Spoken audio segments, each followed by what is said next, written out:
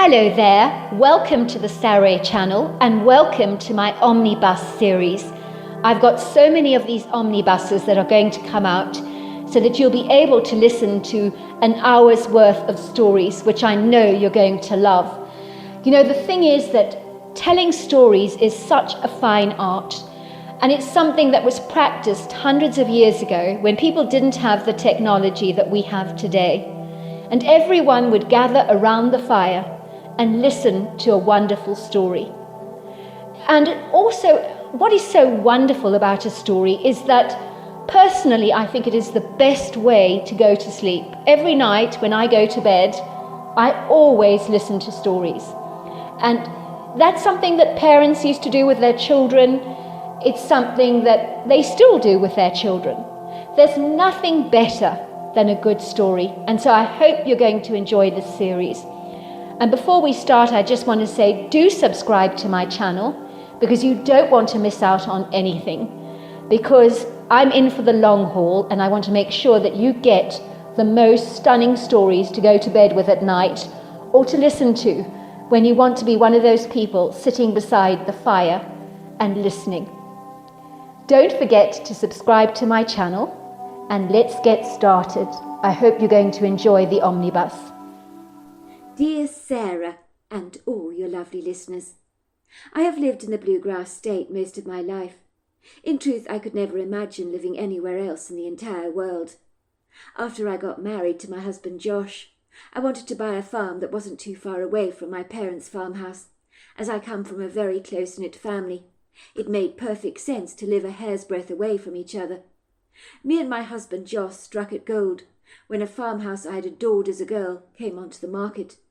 I had dreamt of living at Highlands Peak as a grown-up, but I never believed the property would ever be put up for sale. The illustrious farmhouse had belonged to the Tealeaf family for over 3 generations, but they finally decided to sell up and move away to Ontario in Canada. When I learnt it was on the market and up for sale, I snapped it up straight away, assuring the estate agent I would take it, thank you very much. The property was an absolute steal, and I soon found out why. The previous owners, the Tea Trees, had allowed the distinguished farmhouse to go to rack and ruin, which was nonsensical, as the family were incredibly wealthy. Dorothy Tealeaf was a miserly woman who cut out every coupon available, entering any competition going, in order to get something for nothing.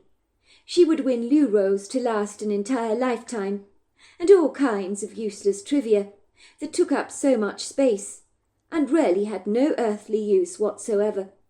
But as long as it was free, Mrs. Tealeaf thought she had hit the jackpot and would stash her winnings away in her storeroom to gather a plethora of dust.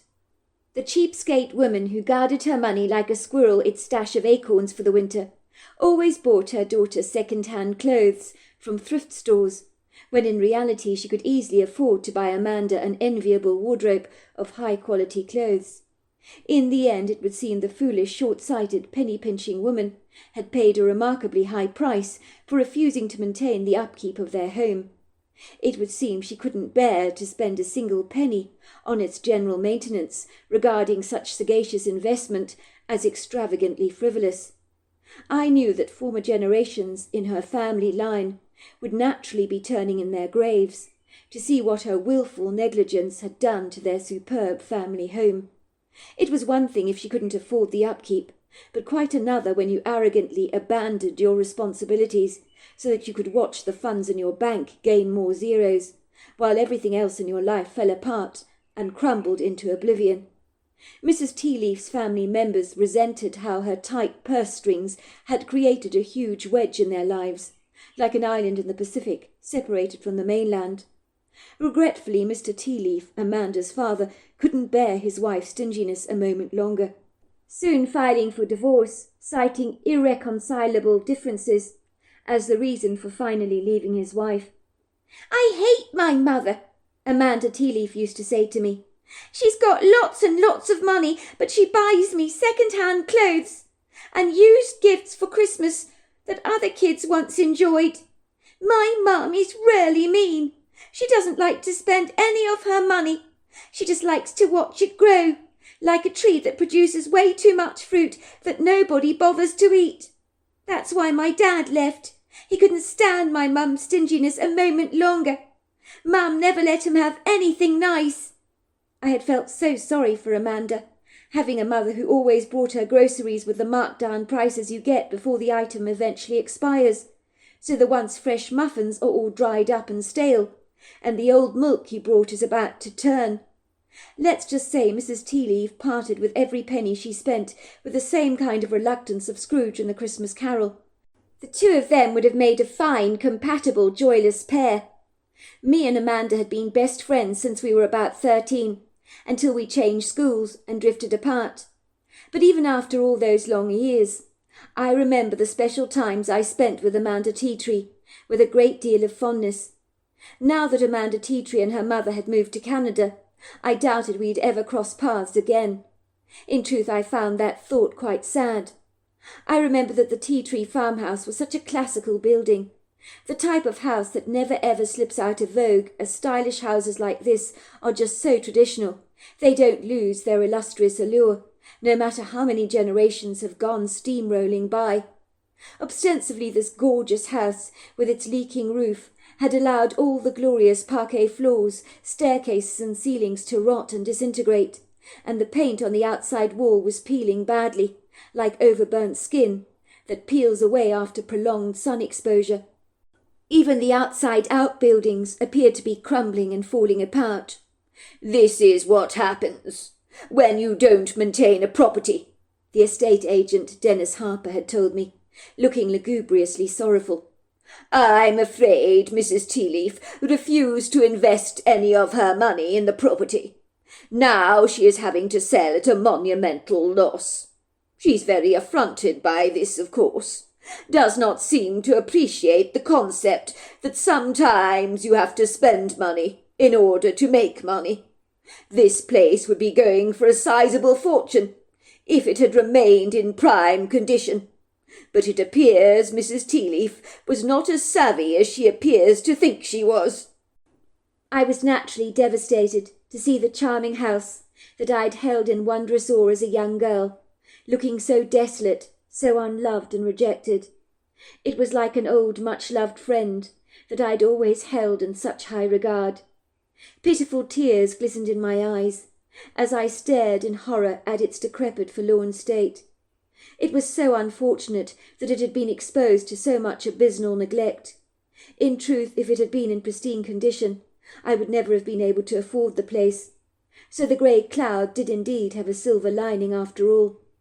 Let's just say most wise, well-learned people couldn't be bothered to put that kind of pressure on themselves in order to refurbish a property, restoring it back to its former glory, which would naturally involve blood, sweat and tears. I had a brother Chuck who was an excellent building contractor, who could do the job for me at a very affordable price. I wasn't about to stare a gift horse in the mouth. The old forsaken house that still held its head high above its ruins cried out to my heart in a tiny little timorous voice, "Please help me," and I couldn't ignore its pleading cries to be rescued. It was beleaguered, a shadow of its former self, of what it had once been. But I knew the place had excellent bones and fabulous potential, so despite its appalling appearance, I had great faith that Highlands Peak would once rise again, like a phoenix from the ashes. It had taken a year of anguish, fortuitous challenges, to bring the place back to its once perfect, pristine condition. But it was restored, and I knew that despite the horrendous back-breaking workload to bring it finally back to its feet, it had been worth all the trouble, all the heartache. The grandiose classical mansion stood proud, lofty and tall, no longer ashamed of her sorry state, like a woman who once owned sagging skin and hollow cheekbones, who receives a facelift and steadily regains her self-esteem and former confidence. The house twinkled and sparkled as it stood there, luxuriating decadently under the soft golden light of the morning sun, nestling in a pretty viridescent valley. It boasted brand new additional stable blocks and outbuildings which were in tip-top condition, and would have been the envy of any aspiring horse owner. If that wasn't enough, the land stretched back for many miles like a sizable happy yawn, where lofty trees hugged the woodgroves in a neat, decent spaced congregation of satisfactory green giants that many would be proud to own. The rolling countryside smiled back at me warmly under a cobalt blue sky that at the end of a long day, much like a woman adorning a fabulous evening gown, miraculously transforms itself into a bedazzling watercolour of pinks, yellows, golds and tangerines as the sun finally begins to set. And believe me, some of our sunsets in the Bluegrass State are very beguiling indeed. 15 years later, it was a beautiful crisp summer's morning when a large white Land Rover pulled up outside my stable block. I knew that this was a woman called Mrs. Penrose, whom had eagerly booked her 8-year-old child for a riding lesson with me. I often recruited people for my lessons from word-of-mouth recommendations, and Mrs. Penrose, formerly from Canada, had learnt about my skills as a teacher. I had been told she had settled in a property not too far away from where we lived, and had a young girl called Emma, who was very eager to learn how to horse-ride. I observed a haughty, somewhat smug-looking woman, who wore an aura of self-entitlement like a chain around her neck, from a safe distance. I assumed this must be Mrs. Penrose, with her peroxide, very highlighted blonde hair, and expensive Gucci sunglasses. She climbed out of the truck, with the kind of elegant poise you would expect to see in a duchess. She was wearing hip, fashionable designer jeans, boasting snazzy diamante designs, ornate-looking red cowgirl boots, and dare I say it, there was a bit of a swagger to her walk, almost as if she was saying, "I know I'm all that," like a peacock flashing its dazzling feathers at a dowdy peahen, who must feel as grey and bleak, like an overcast morning by contrast. In the faint shadow of this stylish woman's resplendent ensemble, I will not deny I felt a wee bit intimidated, suddenly painfully aware of just how scruffy I was by contrast to this beguiling showstopper. Now I knew exactly how a peahen felt, being overshadowed by the dazzling male superstar. For God's sake, I told myself, you're a riding teacher. You're not supposed to look like you're about to grace the red carpet in Hollywood. People on farms wear practical, sensible clothes. There was nothing remotely practical or sensible about Mrs. Penrose. She threw sensible out of her truck window, like a chewed-up apple core, and wore impracticality on her person with a self-congratulatory pride, like an exclusive designer bag. There was no denying that she was a striking woman, but the trouble was her vaingloriousness was very conspicuous, and I'd never been particularly partial to people in love with their own reflection. If she was standing over a lake of water, she'd get so caught up in how great she thought she looked that she'd easily fall in. That was my thinking anyway. She moved towards me with her daughter by her side, with the grace of a ballerina. At close inspection I could see a vast fortune had been spent on her appearance, with no expense spared. The woman's forehead did not move an inch. She had been Botoxed within an inch of her life, and any wrinkle that dared to make an appearance had been arrested and handcuffed by the power of an artificial snake poison that promised to hold back time without apology.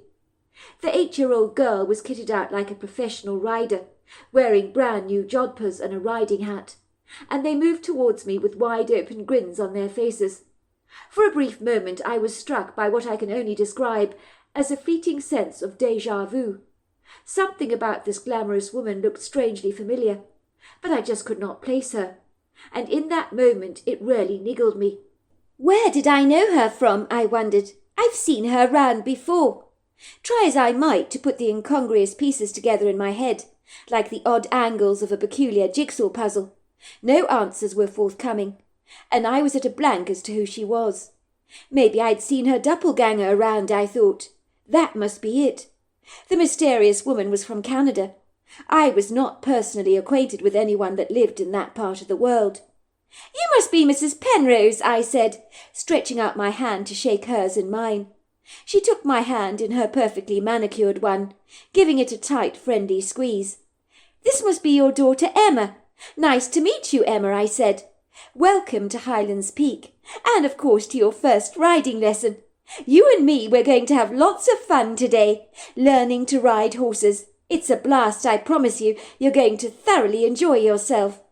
The young girl said nothing, but I didn't get the impression she was remotely reticent, only indifferent towards me.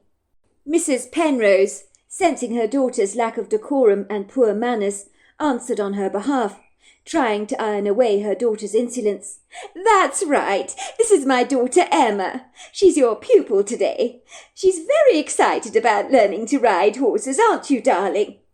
Then she said something that set the cat among the pigeons for me, as far as I was concerned. "It's so good to see you again, Margot." I stared at the woman nonplussed. How on earth did she know me? Not many people had ever called me Margot. Only those who knew me intimately and very closely. To the rest of the world I was known as Marjorie. "Honestly, Margot," said the woman, pulling off her Gucci sunglasses to have a close-up look at me. She stared at me through her hazel eyes. "Don't say you've actually forgotten me, Margot. I mean, surely I haven't changed all that much over the years. Heavens, I think it's been about 15 or 16 years since I saw you last. I might have aged a wee bit, but I've spent a vast fortune, I'm not ashamed to say, to keep the face in tip-top shape, with a nip here and a tuck there," she chuckled. "Sorry," I said. "I don't know how to say this to you, but you do look very familiar. But I just can't place you." "Let me give you a clue," said the woman teasingly. "I used to live in this property when I was a girl. I'm glad to see you've restored the place to its former glory. Thank God. The place was begging for a facelift, but as could be predicted, my ever-penny-pinching mother never spent a bean on it. She always was a Scrooge like that. Couldn't bear to part with any of her money." "No, you're not. You're Amanda Teatree. I wouldn't have recognised you for all the tea in China. You're so polished these days, so refined." "It's me," she said. "It's me. I'm your Amanda." "But I don't understand. I thought you moved to Canada with your mother." "I did move to Canada, but I returned to the Bluegrass State. Very, very recently, I have to say. I'm now happily married to a man my mother hated with an absolute passion." "How is your mother?" I asked. "How's she doing these days?" She sighed with relief, as if she could breathe again, after having dived under the water for a long period of time. "Oh, my mother! She died very suddenly. 10 years ago it was. The coroner found she had a very aggressive bladder cancer. They didn't see it coming, you know. None of us actually did. One day she was there. The next she was gone. It was that fast." "Goodness gracious me! I'm so sorry to hear that. I had absolutely no idea." "Don't be sorry," said Amanda. "My mother died a very lonely woman. I never abandoned her. I was her daughter, but I resented her for a very long time. Do you remember how mean she was to me growing up?" I could hear the resentment in Amanda's voice, welling up like a raging volcano. "You have no idea, Margot, how utterly humiliating it was for me as a young girl to always be saddled with somebody else's cast-offs, to end up with second-hand stuff every Christmas.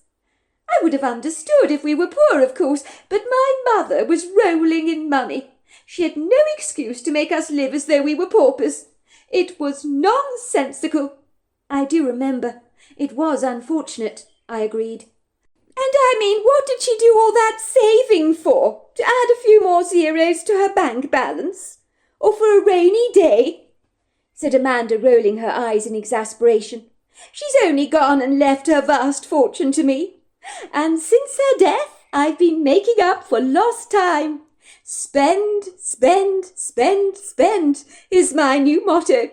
I've made absolutely certain that my daughter Emma here has everything her heart desires," she said proudly. "I will deny Emma nothing. I will never do to her what my mother did to me. Never." "I'm sure she had some good qualities, your mother," I said, although in truth I couldn't actually think of any. "You're very sweet to say that, Margot, but you don't have to be nice about my mother. I know they say you should never speak ill of the dead, But the truth is, once she died, I felt like a caged tiger that had suddenly been set free. It was the most liberating feeling of my entire life, knowing I could do whatever I wanted without my mother breathing down my neck like a dragon. I had no idea it was that bad, I said. And your father, how is he? Oh, incredibly happy. He said divorcing my mother was the best thing he ever did. He's remarried now, and I have 4 half-siblings, and we all get along favourably. That's amazing, I said. I'm very happy for him, and you, of course. So tell me about your husband that your mother loves to hate. Well, loved to hate, rather. You said she didn't like him. Well, I met him in Canada. I was attracted to dating him simply because my mother couldn't stand the very sight of him. I loved riling her up the wrong way. She was practically begging me not to go out with the man. I didn't bring you up to go out with low lives like him, she said to me. He'd been in prison for 5 years, you see. That bothered my mother greatly. Of course, I found it rather intriguing. I always did like the bad boys, didn't I? Nothing's really changed very much on that score, she said, giving me a cheeky wink. You're kidding? I asked, trying to maintain a nonchalant composure. Oh, it was absolutely nothing. Nothing very serious. He went down the wrong path, that's all. Got involved with stealing cars. But he'd never veer down that path again. He's a reformed character these days. A good boy, you could say. But sometimes there's a bad boy still inside him, she teased. But the wildness in him is reserved exclusively for me, she said, allowing a pink flush to wash over her face. So why did you come back here then? I asked. Most people, when they leave their hometown, they don't look back. Oh, I love Kentucky, Margot. You see, Margot, I cannot rewrite the life I lived with my mother on this farm. But what I can do is begin again and write my own story, not literally, of course, but you know exactly what I'm talking about. And I love this part of the world, so of course I wanted to come back here. It's as simple as that, really. Mammy, said Amanda's daughter impatiently, when is my riding lesson going to start? I can't wait here all day. In any moment, sweetheart. Me and your riding teacher, Margot, have a long history behind us. We were best friends, you see, when we were young. We're catching up for old time's sake. Margot's daughter rolled her eyes with irritation. But I want to ride a horsey, Mummy. I want to ride right now, and I don't want to wait a minute longer. Margot raised up her hand like a lollipop lady at a pedestrian crossing. Oh, don't be so rude, Emma. It's not polite to interrupt. I'm talking to my old friend here. And you, she asked me. What about you, Margot? Are you married? Do you have any children? All of the above, I said. I have a husband called Josh and a daughter who's 15 now. She's called Crystal. Oh, how lovely. I am so delighted for you, Margot. Mammy, why won't you ever listen to me? I came here to ride a horsey, said Emma impatiently. Why don't you get my horse for me right now? It's boring waiting around for you to stop talking. When I saw Emma's face growing red with indignation, I knew at once that Amanda had done a full 180 in raising her daughter by giving her everything she could possibly want. It would seem her child had become a precocious brat. Amanda had more than made up for her mother's penny-pinching ways. She had gone to the other extreme, denying her daughter Emma nothing, and whatever way you looked at it, that was not a good thing. Over the next few months, Emma began to thoroughly enjoy her riding lessons with me, but the self-entitled, exasperating, tiresome girl was far from a pleasure to teach. She was naturally obnoxious if things didn't go her way, and she would have temper tantrums or hissy fits. But when she engaged in juvenile outbursts like this, I would tell her I would end the lesson immediately if she didn't behave. Suffice to say that seemed to tow her in line and anchor her capriciously belligerent mood. Granted, she had an admirable natural seat on a horse, I was impressed with how favourably her horse riding was progressing. I knew she would be able to enter horse riding competitions and win all kinds of rosettes in the future. But she was the kind of girl that never had enough of everything she wanted. She wanted it all, and then some. Emma had an unfortunate fixation on the most beloved horse in our stable block, a black and bay American quarter horse called Glenfriar, who belonged to my daughter Crystal. "I want to ride Glenfriar," she had insisted from the very first day she laid eyes on the horse. As for Emma, she was completely smitten with Glenfriar, and I knew that her obsession with the horse was not an auspicious start. "I'm very sorry, Emma, but Glenfriar belongs to my daughter. You can't ride her without my daughter's permission." Emma stamped her feet impetuously. "But I want to ride Glenfriar. I don't want to ride any other horse. It has to be Glenfriar that I ride." My daughter gave her free rein to ride Glenfriar during her lessons.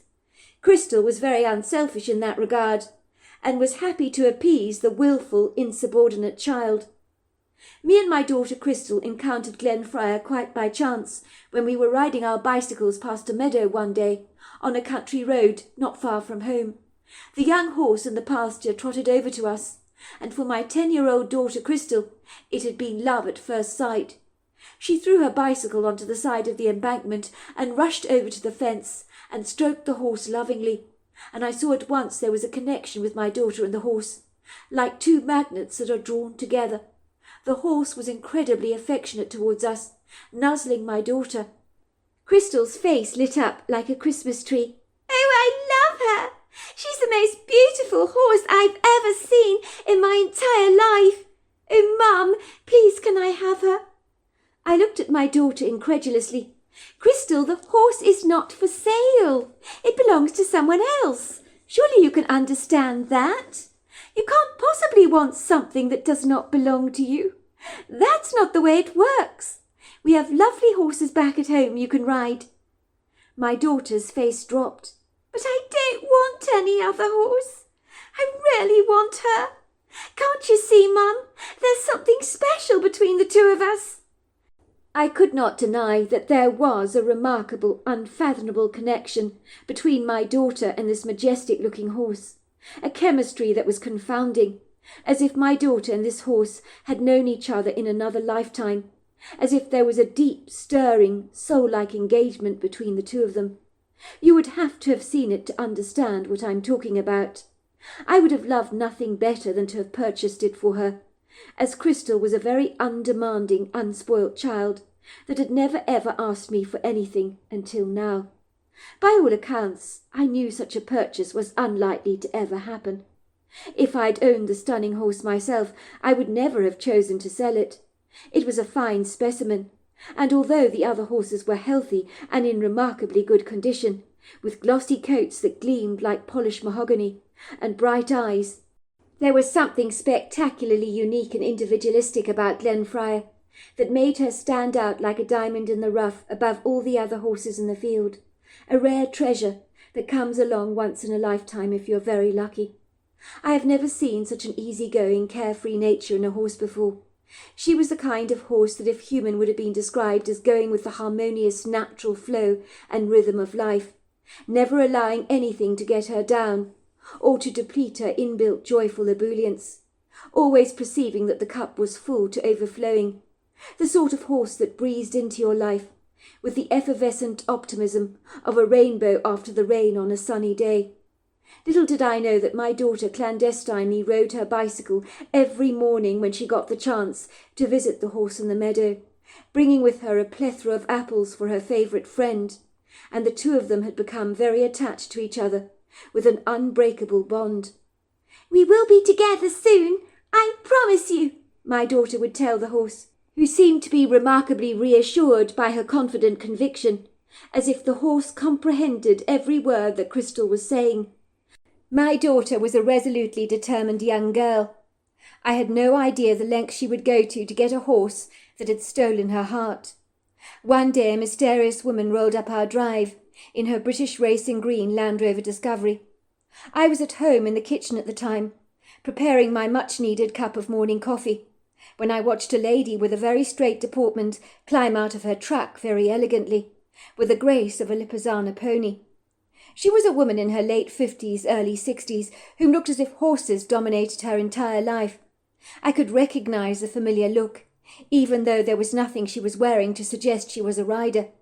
I possibly own a similar appearance to her, with slightly sun-kissed skin and tousled messy hair that looks like the wind has lended a hand in adding volume to its many layers.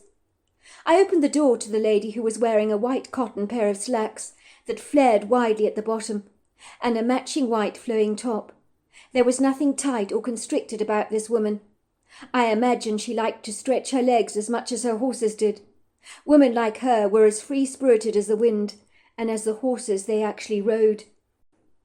"Hello there," said the woman in a crisp, articulate voice that made her appear extremely well-bred, polished and refined, like one of her thoroughbred horses I suspected that she owned. "May I come in for a moment, just for a quick chat?" I guided the woman into the kitchen, beckoning for her to sit down at one of my leather bar stools at the pristine marble island. "Coffee?" I asked her. "Now you're speaking my language," she said, giving me a warm smile. I poured her a coffee in a large, generous-sized mug and handed it over to her. "Excuse my manners," she said. "I do apologize. My name is Daphne Delura. I live in the farmhouse down the road from you, called Baytree Heights. I'm sure you know the place. You can't actually miss it." I nodded. Actually, I do know the place. Me and my daughter have passed your large meadow from time to time, riding our bicycles or horses. I must confess, you own magnificent-looking horses in that field of yours. My daughter's, let's just say, rather enamoured by one of them in the field, a beautiful black and bay mare with the sweetest nature you've ever seen." "That's what I'm here about, actually. Do you have a daughter called Crystal, by any chance?" "I do," I said, looking at her nonplussed. "You know my daughter?" No, I don't at all, but I did receive this from her," she said, fiddling in her large leather purse to pull out a folded piece of paper. She handed it over to me. "Your daughter popped it into my letterbox a few days ago." I stared in bemusement at the note, written in my daughter's handwriting. It read, "To the owner of Baytree Heights, my name is Crystal. I'm 10 years old, and I live at Highlands Peak. My mother owns several horses and gives horse riding lessons. I pass your horses in the field very often. I like to visit the horse with the white heart in the middle of her head. I'm sure you know the horse I'm talking about. I call her Glenfriar. I'm not sure why, but it seems to suit her, although my mum thinks it's a boy's name. My mum said you'll never want to sell Glenfriar. She's a very special horse, but I love her so very much. I promise you I would give her a very good home. I know how to care for horses, you see. If you do ever consider selling Glenfriar, please will you let my mother know. She will be able to pay you the full price for the horse. My piggy bank is out of funds, you see, at the moment, because I've spent the money on apples for Glenfriar. My mummy would be very cross if she knew I did that, so please don't tell her my secret. With many thanks, Crystal." "Oh dear," I apologized. "I am so sorry. I told my daughter that your horses were not for sale. I can't believe she went behind my back like this to approach you for your horse. It was very presumptuous of her to do such an outrageous thing. I'll be having words with her about this, you can be assured of that. And as for feeding your horses, I do apologize." "Oh, please don't apologize," said Daphne. "I was quite charmed, actually, by your daughter's letter. If you must know, her boldness to contact me like this, well, it takes guts to do what she did. She must really love Glenfriar. And spending all her pocket money on apples for the horse is terribly, terribly sweet. Now, the reason I'm here is I was a 10-year-old girl myself once, in a very similar predicament to your daughter's. I was so passionate about one of my uncle's horses, and he saw how much that little horse meant to me. I begged my parents at the time to buy me the horse from my uncle, but they point-blank refused. I do remember my heart was broken into shreds, but my uncle gave me that horse Skylark. He knew how much Skylark meant to me. I asked him after he'd given me the horse what I could possibly do to thank him enough. And you know what he said to me? "One day, when you're in a similar position, and a child wants a horse from you, give it to her or him. That way you will be paying me back in full." Of course, so much time has passed since then. I'd completely forgotten that promise I made to him, until your daughter's letter serendipitously arrived on my doorstep. The memory came flooding back, almost as if my uncle was poking me from beyond the grave and saying, "Remember your promise to me. You need to pay your debt forward." "What exactly are you saying?" I asked her. "What I'm saying is that it is my absolute pleasure and great honour to give your daughter Crystal the horse she likes to call Glenfriar. It is a very special horse for a very special young lady." "How much do you want for the horse?" I asked her. Daphne raised her hand in objection. "Did I say anything about money? Absolutely not. If your daughter ever wants to pay me back for the horse in the future, when she's an adult and she meets a young girl asking for a special favour when she's older, like a horse or a dog or something like that, she should give it freely, just like my uncle did and like I'm doing today." "Wow, I don't know what to say," I said. Daphne laughed. "Some things are just meant to be, aren't they? They're just written in the stars. I really believe that. Probably before we were ever born. Anyway, I unequivocally believe that I was meant to own Skylark. That horse changed my life, as I am quite sure Glenfriar will change your daughter's life. I do believe every animal we ever own was not placed in our lives by random accident." "Well, when you put it like that, Daphne, I can't argue with you, can I?" I'd said. "I don't know what to say in regards to your generous kindness. You've made my daughter's dreams come true, and for that I can't thank you enough." It was a week later, on my daughter Crystal's birthday, that Glenfriar arrived in a horsebox covered with pink balloons. My daughter ran up to the horsebox enthusiastically. She had been told a surprise was being delivered to the house. For her, when she saw the horsebox, her heart began to race in her chest. Butterflies flapped excitedly in her belly. Could she dare to hope that the horse in the box was actually Glenfriar? Could her wistful dreams have at long last come true? She crossed her fingers and toes tightly, holding her breath, not knowing if the scene unfolding before her was actually real. Was this a dream from which she would surely awaken? Please God, no, she thought. "Hello, Crystal," said Daphne. "Do you remember you wrote me a letter about Glenfriar?" My daughter nodded shyly. "Well, the little birdie told me it was your birthday today, so I thought you might like to keep Glenfriar as your very own horse." My daughter's eyes grew round with rapturous delight. She ran eagerly towards Glenfriar, who was now trotting towards her down the ramp. Crystal enthusiastically wrapped her arms around the horse. She whispered into her ears, as the affectionate horse nuzzled her with her nose. "I told you we'd be together soon, didn't I tell you?" She then ran towards Daphne, spontaneously throwing her arms exuberantly around the surprised woman in her gratitude, as tears of joy spilled down her cheeks. My bashful, reserved daughter had never been gregarious towards strangers before. She was a little on the timorous side, but in that moment, when her dreams had been fully realized, she abandoned her reservations like a balloon on the wind, without any lingering doubts. Thank you, Daphne. I don't know what to say. You don't know what this means to me." "Oh, but I do, dear," said Daphne.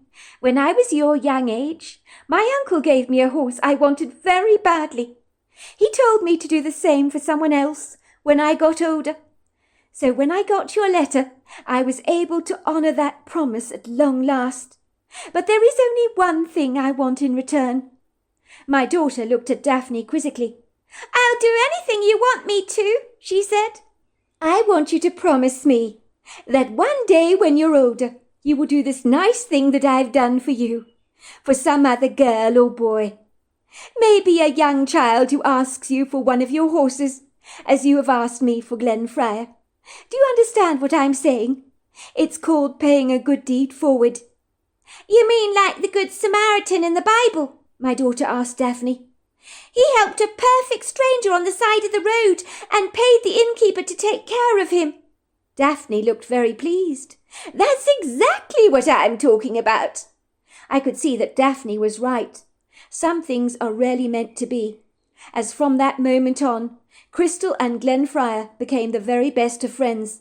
My daughter would spend hours with that horse, attending to its every need, and everyone noticed their special relationship. One day when I was in the kitchen preparing breakfast, my daughter looked more than a little perplexed as she buttered her toast. She had that faraway look in her eyes, as if she was like a dandelion seed that had drifted away in the wind into an alternative reality. "Penny for your thoughts, sweetheart?" I asked my daughter, my curiosity aroused by what she could be thinking about. I sensed she was in a bit of a quandary about something. Crystal suddenly snapped back into reality.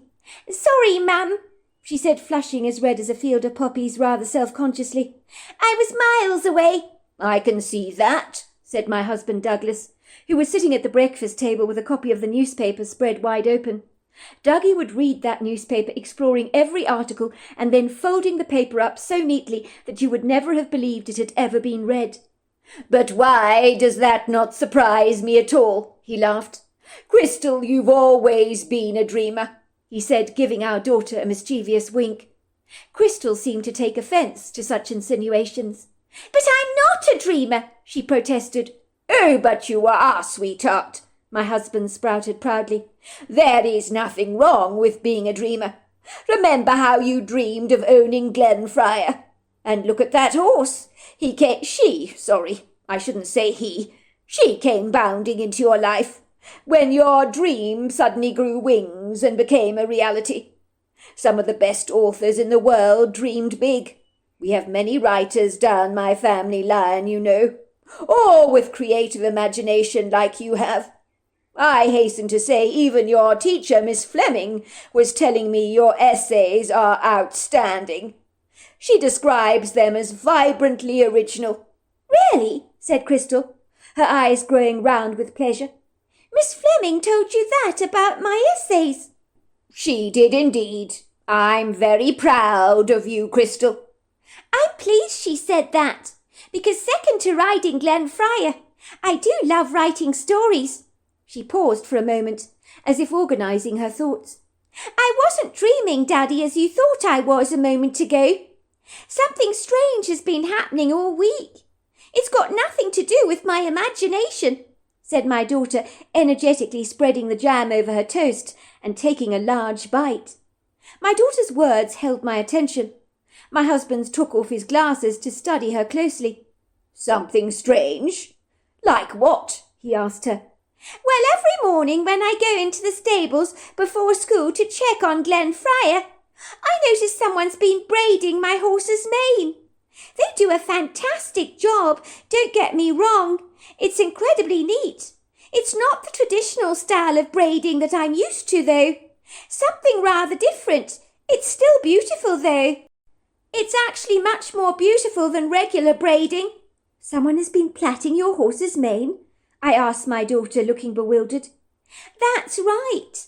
I would have thought it was you or Daddy, but it can't be, because with the greatest of respect, your fingers would never be so nimble."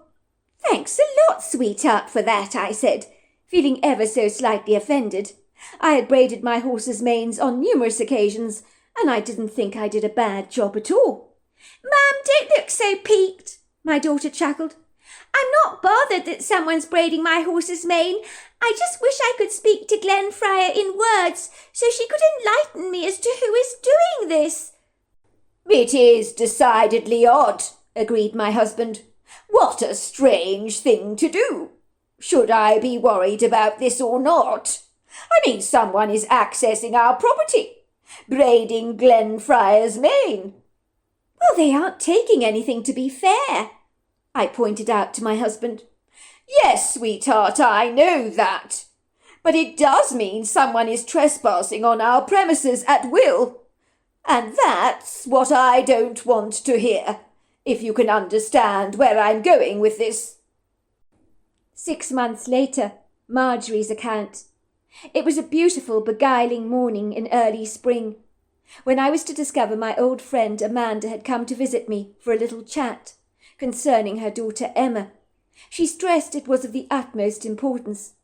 I had absolutely no idea what it was she wanted to speak to me about. I wish I could say that my former childhood best friend and I had grown close again, but these days Amanda was hanging out with the cool, affluent mothers from the prestigious school her daughter now attended, all who owned swanky BMWs or Mercedes. I'm afraid by contrast I was quite dowdy and rather dull, hardly the kind of girlfriend she'd want to be seen hanging around with in town. It might reflect rather badly on her squeaky clean, scrubbed-up designer reputation. Amanda was embracing the glamorous world of social climbing and spending copious amounts of time on her appearance, while spoiling her precocious child to excess. It would seem her mollycoddled daughter Emma wanted for nothing, and I'd seen over the weeks that Emma was becoming quite the little madam, who literally thought the world belonged to her. Suffice to say, Amanda's impulsive obsession with spending ludicrous amounts of money had almost become vulgar. But who was I to comment? I reminded myself how Amanda had been deprived of so much as a young child. Now she was making up for lost time, like a dieter who had been denied sugar for many years, and finally has a blowout. But this extravagant blowout was not one that looked like it would ever be contained. The insatiable, extremely extravagant woman was frivolously spending money as if it was growing on trees. As usual, seeing Amanda as she climbed out of her car, looking like she was about to attend one of the Paris couture shows for Fashion Week, made me feel like I wanted to shrink into the shadows with a self-conscious shame. Why did this woman, who had once been my best friend, make me feel so dreadfully unfashionable, so shabby and bedraggled, like a dirty Jack Russell being overshadowed by the silky Afghan hound? It certainly wasn't a great feeling. Amanda sauntered out of her car, slamming the door behind her and moving towards my front door, wearing a stunning designer dress in emerald with a pair of matching sandals. Her face was as rigidly tight, without an expression line in sight, for the Botox was keeping those wrinkles at bay, like a tight facial corset. She knocked on the door, and I led her into my kitchen, where I prepared some coffee for her. "I'm here, Margot dear, about a very delicate matter, I'm afraid." In that moment I wondered if she had decided to recruit a fancier horse-riding teacher for her daughter, and I almost sighed with relief. At least it would mean I didn't have to teach that brat for another day. "Fire away," I said. "I'm all ears." "Well, I know that beautiful horse your daughter owns. What is her name?" "Oh, you mean Glenfriar. Crystal's horse. What about her?" "Very strange name, if you don't mind my saying, for a girl horse, don't you think?" she said, stirring her coffee reflectively. "I mean, Glen is a man's name, is it not?" I said nothing. "Look, I'm going to cut to the chase. My daughter wants to own Glenfriar. She is head over heels in love with that horse. Put simply, we will pay over and beyond what the horse is actually worth to buy her from you. We have a fabulous stable block at home and currently own 3 horses. Glenfriar will want for nothing. Given my unfortunate childhood, I want to make my daughter very happy, so she never has to experience the shortfalls I had as a child. I don't want her ever to feel like I did. Now, I've taken Emma to see other horses, of course, but she turns her nose up at all of them. She says she simply has to own Glenfriar. No other horse will possibly do for her." "I don't know why you're talking to me about this," I said, shrugging my shoulders. "Glenfriar is my daughter's horse. But I can assure you that you would be wasting your time trying to buy Crystal's horse from her. The two of them are devoted to each other. They have an incredible bond. Crystal would never sell that horse. I can tell you that for a fact." "But why ever not?" asked Amanda, looking startled. "We can give her a huge amount of money for the horse. Imagine what she could buy with all that money. She can name her price." "This is not about money, Amanda," I pointed out. "Some things are priceless. Glenfriar is like a member of our family. She would never want to be parted from that horse. She's been very kind to allow your daughter to ride Glenfriar during her lessons, but there is no way she will ever agree to giving up that horse. Never." "But you don't understand, Margot. My daughter simply must have Glenfriar. Don't you understand? I can't deny her that horse." "Look, Amanda, I hope I'm not speaking out of turn here. I know you had it tough as a young girl, with your mother refusing so many things for you. At the time, it broke my heart to see it. You have made up for your mother's stinginess, you really have, in leaps and bounds, by giving your daughter everything she could possibly want. But I don't think it's a great idea to give in to her every whim. Sometimes it really doesn't hurt to just say no." "I've never said no to her about anything, Margot," said Amanda, her eyes misting over with tears. "I don't want to let my daughter down." It would seem day after day Amanda would continuously hound my daughter, begging her to sell Glenfriar to her. But Crystal was firm. "I'm sorry, Mrs. Pentrose, but Glenfriar is my horse and she is not for sale." 3 weeks later, my daughter Crystal came running into the house in the early hours of Saturday morning. She looked frantic. Me and my husband were still in bed, but we were in no doubt that something terrible had transpired, judging by the mortified expression on our daughter's face. She was trembling as she stood in the doorway, tears threatening to spill down her face. "For God's sake, Crystal, what's happened?" I asked. My daughter tried to open her mouth, but no words came out. It was as if her tongue was completely tied up. Finally, a few words tumbled out of her mouth in a faint, horse-like whisper. "It's Glenfriar. She's not in the stables. She's being taken." "What?" I gasped. "You're kidding me." "You don't suppose your riding pupil Emma has anything to do with Glenfriar's disappearance?" she asked me. "No, of course not," I said. "Amanda's an old friend of mine. She may be many things, but she'd never stoop so low as to steal your horse. She would never do something like that." "But are you sure, Mum?" my daughter persisted. "I mean, why was Glenfriar only taken, and not your other horses? Some of your horses are very valuable. Why was she targeted so specifically?" "You have to admit it, sweetheart. Crystal has a point," my husband piped, looking at me through earnest eyes. "It is rather a striking coincidence that Glenfriar goes missing after Crystal refuses to sell that horse to that friend of yours. I'm personally never comfortable with coincidences. If this was a horse thief, he never came to take any of our thoroughbreds, but randomly picked on an American quarterback horse. Now that doesn't make any sense whatsoever. You mark my words, love. The Penroses are behind Glenfriar's abduction." "We have to find Glenfriar, Mum," my daughter cried out. "I can't imagine my life without her. And Dad's right. We know exactly who's taken her. It's blaringly obvious." By all accounts, I was not terribly confident we were going to find Glenfriar. Missing horses were never easily found once they disappeared. I had a profound sense my very savvy husband and highly intuitive daughter were barking up the right tree. The Penroses were probably behind our horse's disappearance. If that was the case, my opinion of Amanda had gone right down the waste disposal unit, along with all the potato peelings. Was she so intent on giving her self-entitled daughter Emma exactly what she wanted that she was willing to break the law in order to acquire it? It made me feel quite queasy. It was then I remembered that Amanda's husband was an ex-jailbird, whom Amanda had claimed was now a reformed character, repenting of his duplicitous past by taking a narrow path of self-empowerment, I had been told. But someone who had broken the law on a plethora of occasions in the past, I was sure could have been easily persuaded to take Glenfriar, especially if it appeased his demanding wife.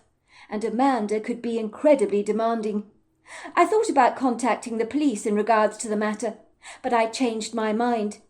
"We're going to get Glenfriar back tonight," I told Crystal. "We're going to Amanda's property, in the middle of the night, with our horse box, which we'll hide on a back road. We're going to bring Glenfriar back home. She must be on the Penrose property somewhere. I'm sure of it." "Oh, Mum, you're an absolute trooper. I knew you'd think outside of the box and come up with a plan," Crystal said. I'm not sure why I didn't call the police and report Glenfriar missing, but I didn't want to go through the messy tangle of that official red tape to get my daughter's horse back. The more I meditated over the matter, the more persuaded I became that Amanda's nefarious husband had stolen Glenfriar from her stable, as their spoiled little molly-coddled daughter Emma simply refused to take no for an answer. Maybe I was grasping at straws, but I was convinced that, like a cadaver dog, I was on to the right scent. If I was right, Amanda had a great deal of explaining to do.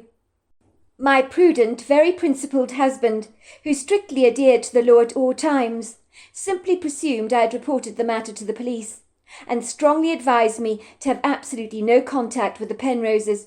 "Leave the investigation to the police, will you?" he told me. "Don't go interfering. You'll only make matters far worse for yourselves, especially if you're accused of pointing fingers at someone, when you have only a suspicion about Glenfriar, but no proof to back up your claim. You must remember there is a distinct possibility that the Penroses had nothing to do with this insidious crime." Chance would be a fine thing, I thought to myself. In my book, all the guilty arrows were pointing directly to Amanda Penrose. I knew in my gut instinctively that she was entirely responsible for Glenfriar's disappearance. The indignant, outraged anger I felt towards her bubbled up inside me like an insatiable inferno that could not be quenched, and all I could think about was, how dare she do this to me? I was her oldest, best friend. How could she be so treacherously disloyal, so vindictively spiteful? I was going to right this wrong. You can be absolutely sure of that. I had clandestinely put a sedative in my husband's hot chocolate to ensure he fell fast asleep that night. I know that was rather naughty of me, but it couldn't be helped. In truth, it was actually a tranquilizing antihistamine that worked like a treat in sending you off to La-La Land. I used it myself frequently when I suffered from insomnia. I knew if he had the slightest inkling about what me and Crystal intended to do, he would rein us in like a couple of spirited, unbridled mares, to ensure that we did not do anything that he would deem the height of stupidity. My husband doggedly believed that one should do things strictly by the law, and normally I would agree with his ethical outlook. But this extenuating situation was something that required a more clandestine approach, one of which my husband would certainly not approve or easily endorse. I knew he would think my plan to trespass on Amanda's property, to look for Glenfriar, would be a preposterous idea, but in truth I couldn't think of a better way to get Crystal's beloved horse back. Glenfriar had to be somewhere on that large property. If they had possessed the audacity to trespass on my property, why should I not be equally as brazen, and do exactly the same to them? What's good for the goose is good for the gander, right? We had to take the bull by the horns ourselves, strike while the iron was hot, and there was no time like the present. Delay would only prolong the agony. I will confess I did feel a little furtive, like a criminal, as stealthily in the middle of the night me and my daughter left our property. My husband was out for the count, and looked like even Armageddon would not wake him from his slumber.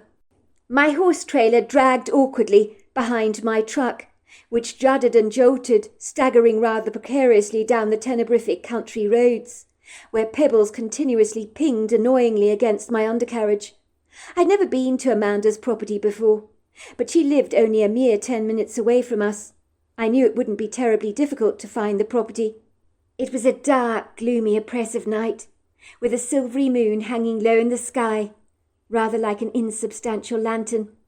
But with the absence of street lights, it was a welcome relief to have some subtle illumination, beyond just the glaring lights of my headlights. At this time of night, there were no trucks on the remote country road. Everything was stoically silent, airily still. Me and my daughter would have to use the utmost discretion in approaching the property. Could it be that the Penroses might actually suspect us to come sniffing around like a couple of coyotes? I couldn't be sure, but we couldn't afford to take any chances on that score. We could not be seen under any circumstances whatsoever. The night was heavy, with the congested upheaval of our anticipation, as my anxious heart pounded loudly in my chest, and my forehead broke out into a nervous sweat. I discreetly parked my truck behind a couple of trees in a clearing that was obscured from the road, so that no passing eyewitnesses would observe it. But honestly, at this time of night, the only eyes likely to be on us were the nocturnal variety, like that of a raccoon, a fox, or a swooping owl, perhaps. I checked my watch. It was 1:20 in the morning. The Penroses were bound to be fast asleep. Me and my daughter said nothing, as we both awkwardly climbed out of the truck, but my teeth were grinding in my jaw, and my hands were clenched tightly into a fist. I think we were both embroiled in the cocoon of a cloying apprehension that just would not leave us alone. It caused us to tremble uneasily on our feet. "You sure you want to do this, sweetheart?" I whispered. My daughter nodded. I could see the resolute determination written on her face. She wanted Glenfriar back, and would stop at nothing to get her beloved horse. I know me and Crystal were both nervous. Obviously it stands to reason. We didn't want to get caught, but I doubted that the Penroses had much security beyond a house alarm, and we weren't intending to go near the house. It was the stable block and outbuildings that we would be heading for. Even though it was early summer, a cool breeze nuzzled our cheeks, but I barely felt its refreshing tugs, as it pulled my hair away from my face in its sweeping gusts. I was conspicuously aware of every footstep we made, as we ambled cautiously down the gravel drive, guided by the lights of our torch. Our feet noisily crunched the gravel, with snapping, popping sounds, which seemed to scream out at me. Everything was glaringly quiet. Even the sounds of crickets and frogs were mute, which left me somewhat disquieted, but I was not easily put off. I reminded myself that we were righting a wrong, and that kept me focusing on the job at hand. The darkness that enveloped us was like a foggy blanket, and looming shadows danced airily through the trees, making me feel that someone was watching us. I told myself not to allow my imagination to get the better of me. It was teasing my mind with ghost-like impressions. I told myself to get a grip, and tried to persuade my thoughts to stop straying, like a disobedient dog, from the object of our focus, which was Glenfriar, of course. "You can do this," I told myself. "All you need to do is to focus." I sighed with relief when the property came into view. I could see Amanda's Land Rover Discovery, a Mercedes, a BMW, and a Lotus sports car, all parked under a large carport, and next to the carport was a sizable garage. The house was steeped in darkness, but I felt certain if we ventured close enough we would activate some outside lights. I knew Amanda had 2 teacup-sized Yorkshire Terriers, and hoped they would not bark and awaken the entire household. The very ornate, elaborate house was clearly a Georgian reproduction, an ostentatious, showy affair, made to look classically Georgian, but so obviously not the genuine deal. It had been built in recent years, designed to imitate the classical architecture. I could see the outbuildings spread further away from the house. They, too, even in the dim light of a waning moon, appeared to be in pristine condition, but I wasn't surprised. Amanda liked every aspect of her life to embody perfection, with the same amount of attention to detail she gave to the lines on her face and the clothes she bedecked herself in every day. Like 2 furtive thieves in the night, me and my daughter stepped cautiously, increasing our pace, gliding towards the stable block. Amanda had 8 stables and owned 3 horses, who immediately trotted over to their open doors to study us. But thankfully they did not react adversely to our presence. On the contrary, they seemed rather pleased to see us. "Glenfriar's not here," said Crystal, looking at me nonplussed. "I don't understand. I thought Glenfriar would be here." "Darling," I reassured her. "Maybe she's still on the property somewhere else," I told her. It would stand to reason that they would hide her, in case the police came inquiring and asking awkward questions. We just need to look for her. My daughter was wearing a defeated hangdog expression on her face when we heard someone moving towards us. It was a heavy, ponderous footfall, that was for sure. Perhaps Amanda's husband was a large man. "Oh, my God, Mum! Somebody's coming!" Amanda wailed. I froze to the spot, terrified that lights were going to suddenly expose us by rudely lighting up the entire stable block. Amanda's husband would then confront us, demanding to know what we were doing trespassing on private property. I trembled nervously in my boots, and that was when we saw her. Me and my daughter had switched off our torches, clinging to the dark shadows with the hope that the darkness might shroud us from the approaching figure. I still wonder why we didn't bolt, but fear can make you react in incongruous ways, and my reaction did not do me any favours, nor did it accommodate my best interests. Instead, my entire body tightened, becoming rigidly stiff, as if I'd turned into an ice glacier.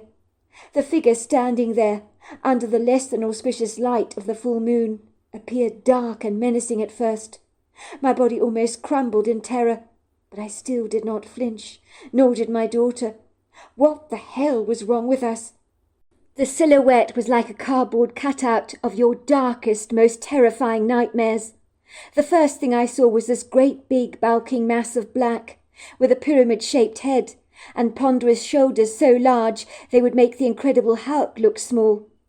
Whatever it was, it moved towards us with an incredible grace, for one so incredibly large, and then stood very still to look directly at us, its eyes giving off a bright yellow eyeshine. Now I was beginning to seriously wish it was indeed Amanda's husband that was confronting us. That I could almost deal with. Anything was significantly better than being face to face with a threateningly titanic creature like this. What the hell was this thing? I couldn't see it clearly. And furthermore, what was it going to do to us? Every part of me was screaming to get the hell out of this place. But my body staunchly refused to obey the commands of my brain. I stood there like a great big useless lumbering block of cement, or like a mouse terrorized by a cat, that it is rendered completely paralyzed. It was my daughter who flicked on her torchlight, and that was when we saw the creature so clearly. I let out an audible gasp. I could not believe what I was beholding. Me and my daughter were face to face with a Bigfoot. Weren't those things supposed to be dangerous predators? I'd heard stories in the past, none that I believed were remotely credible. My mind screamed, "Run! Run!" But a voice grabbed my attention and spoke directly to my mind. "Don't be afraid. I mean you no harm." I knew the voice did not come from my imagination. The Bigfoot had spoken to me telepathically. My eyes lingered curiously over the creature, who seemed to be offended by the light of my daughter's torch. I observed the Bigfoot was female, with 2 small pert breasts, and a face remarkably human. It was when I saw her soulful eyes that I saw a kindness in them that sent all my fears barrelling away, like a large drum of beer being rolled down a high hillock. The Bigfoot was indicating to me, with her huge hands. "You're here about the horse." The Bigfoot was indicating for us to follow her. She was most insistent that we did. I had a sense of knowing that she was leading us directly to Glenfriar, as if she knew we were looking for our missing horse. Her spirited energy was excitable, and we were infected by her zealous enthusiasm. We hurried eagerly behind her. It was hard to keep up with her at times. She moved so furiously fast like the wind, continuously stopping at intervals for us to be able to keep up with her. We were so out of breath. "I think she's taking us to Glenfriar," my daughter whispered to me excitedly. We followed the Bigfoot down the earthen trail, through a densely packed congregation of tall, lofty trees. My heart fluttered in my chest exuberantly. The wind moaned and wailed like a woman in distress, and the trees swished, while we hurried behind the Bigfoot. She moved with such a nimble grace and agility, almost as if she was floating on air. Then there in the clearing was a recently built single stable block where Emma could clandestinely keep Glenfriar, under cloak and dagger, safely hidden away from prying eyes. My daughter bolted over to Glenfriar. Her head was hanging over the stable door, brown, curious eyes pinned on the both of us. She did not appear to be remotely surprised to see us, but gave us that "I knew you would find me" kind of look. Crystal threw her arms affectionately around the horse and began to sob joyfully in Glenfriar's mane, while the horse nuzzled my daughter affectionately, as if to reassure her that all was well. Tears streamed down my face, which I wiped away with my hands, when I witnessed the magical reunion between horse and owner. It was one of the most indelible and beautiful moments of my life, but we couldn't afford to dawdle a moment longer, so I reminded my daughter, "We need to get back to the car right now." The Bigfoot pointed towards the trees. She communicated to us that there was a road through to the other side of the woods, and she would lead Glenfriar herself through the trees, and we could collect her on the other side. I remember the road very well, and I nodded to her. "That would be great," I said. The Bigfoot realized I understood what she was saying, and led Glenfriar through the woods. Me and Crystal blew all caution to the wind as we scurried back to my truck, ambling as fast as we could over the dew-laden grass, past the Georgian house, down the drive towards our concealed hiding place where I'd parked only a short while earlier. Once me and my daughter climbed into our seats and I started up the engine, and we drove towards the back road. We never spoke a word to each other. I think our adrenaline was still pumping violently into our blood, as we knew our mission wasn't entirely over yet. The female Bigfoot that we had been incredibly privileged to meet remained faithfully true to her word. She was standing loyally beside Glenfriar, outside the wood grove, on the very remote country road, barely ever accessed by members of the public. She had braided Glenfriar's mane, and my daughter said, You're the one who's been braiding my horse's mane." The Bigfoot nodded. "But I don't know how you do it so nicely," my daughter said to her. "We need to go," I reminded my daughter. "Get a move on." We loaded our horse onto the trailer with the help of the Bigfoot. It seemed so strange that in a short period of time this Bigfoot that initially had seemed so predatory to us was now like a trusted friend, who seemed to understand that Glenfriar was indeed our horse, and was doing everything in her power to help us get our horse back. "Thank you," I said to the Bigfoot. "Thank you so much." She nodded at me. "It's only a pleasure. Godspeed," she said into my head, in some kind of telepathic exchange. And then she ran along with our car, while we drove away, and then finally we left her behind us, but she still stood in the middle of the road, watching us, and I'm absolutely certain I saw her nodding her head approvingly, as if she was absolutely delighted for us that Glenfriar was returning home. I can honestly say I've never ever seen my daughter Crystal so jubilantly happy. She cried with joy all the way on that journey home. "I'm so happy," she said. "I don't remember a day I was happier than this. I have Glenfriar back." "Well, Glenfriar is delighted to be back with you too," I told her. "I could swear she expected you to find her." The following morning I phoned up Amanda Penrose. "Don't you ever play that stunt with me ever again, Amanda, or I'll call the police," I told her. "What on earth are you talking about, Margot?" she asked me. "Don't play coy, Amanda. No thanks to you. We had to take Glenfriar back home last night. We found your cosy little hiding place for her in the woods, the new little stable block you conveniently built, away from any prying eyes."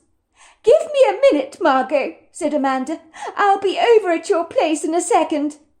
I am glad to say Amanda arrived promptly at my property in the early hours of the morning, looking more like a dishevelled rat than her normally well-manicured self. She was wearing a rough pair of denim jeans and a floppy oversized T-shirt, which actually didn't do her many favours.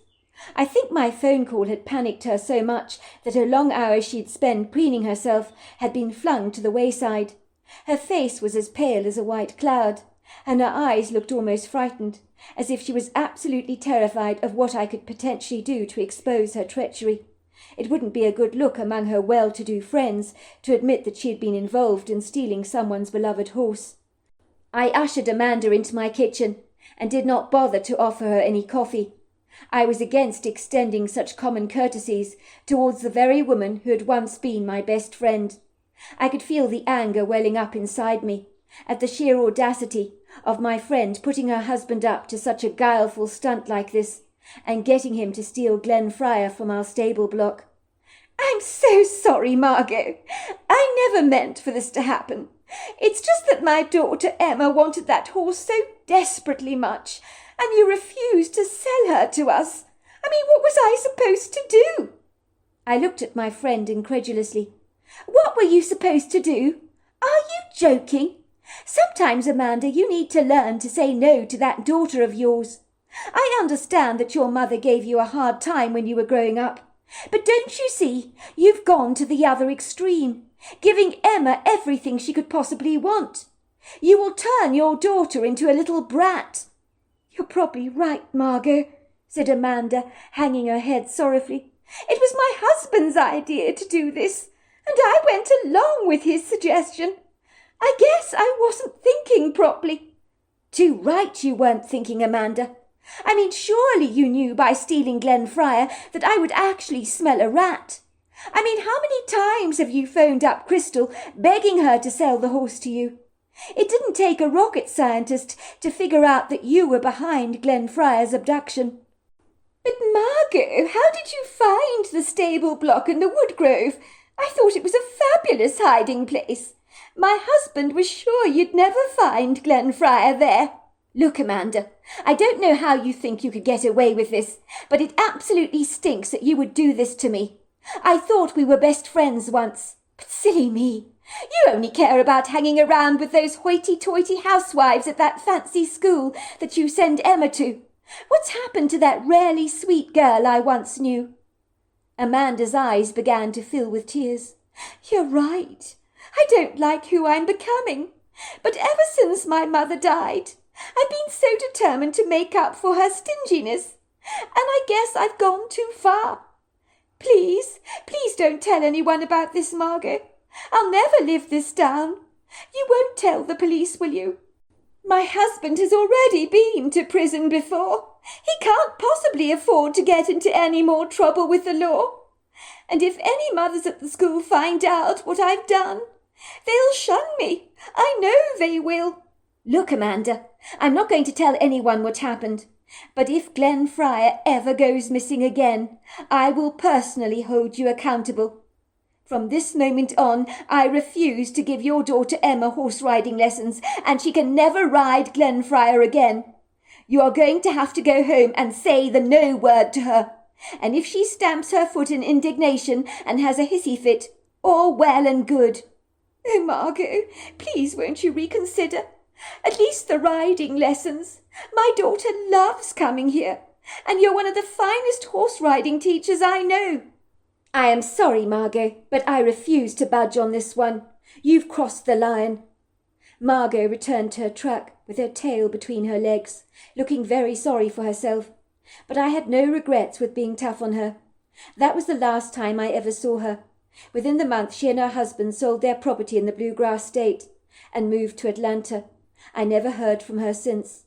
We didn't see the Bigfoot we encountered again, but for years Glenfriar continued to have her hair braided, and this time we knew that the mysterious hairdresser with very nimble fingers was in fact our Bigfoot friend. So there you are. That's my story.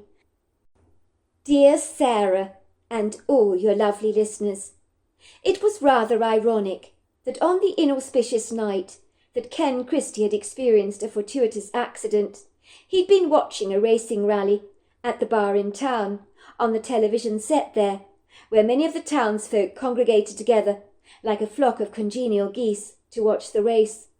One of the rally drivers got himself entangled in a spot of trouble, when his car became airborne and crashed fiercely onto its side, making a thunderous clanging commotion. It began to blow up into a ball of bright yellow flames, so it was swaddled in large tentacles of black smoke. Everyone in the bar held their breath in abject horror, wondering whether the rally driver would actually escape alive from the scrambled heap of metal that was now engulfed in flames. Luckily he'd been pulled out of the unforgiving furnace, having sustained severe third-degree burns. They could see him finally being ferried away by a medical team on a stretcher, looking incredibly bemused. There were a few firefighters attending to the unruly flames, frenziedly waving their hoses onto the fire. The excitable television presenter was speaking so furiously fast you could barely hear a word she was actually saying. She was so out of breath as if she'd run an exhausting marathon. "Folks, he's alive!" she shouted gleefully at the camera. "Thank God he's alive! But he sustained bad burning. We know that burns can kill." "Well, at least he's got a fighting chance," said one of the men in the bar, sounding optimistically hopeful. It was amazing how when you knocked back a few beers, the world would always have a sunnier, more positive outlook. Everything became infinitely more rosy. "He'll be fine," said a woman. "He's had a lucky escape."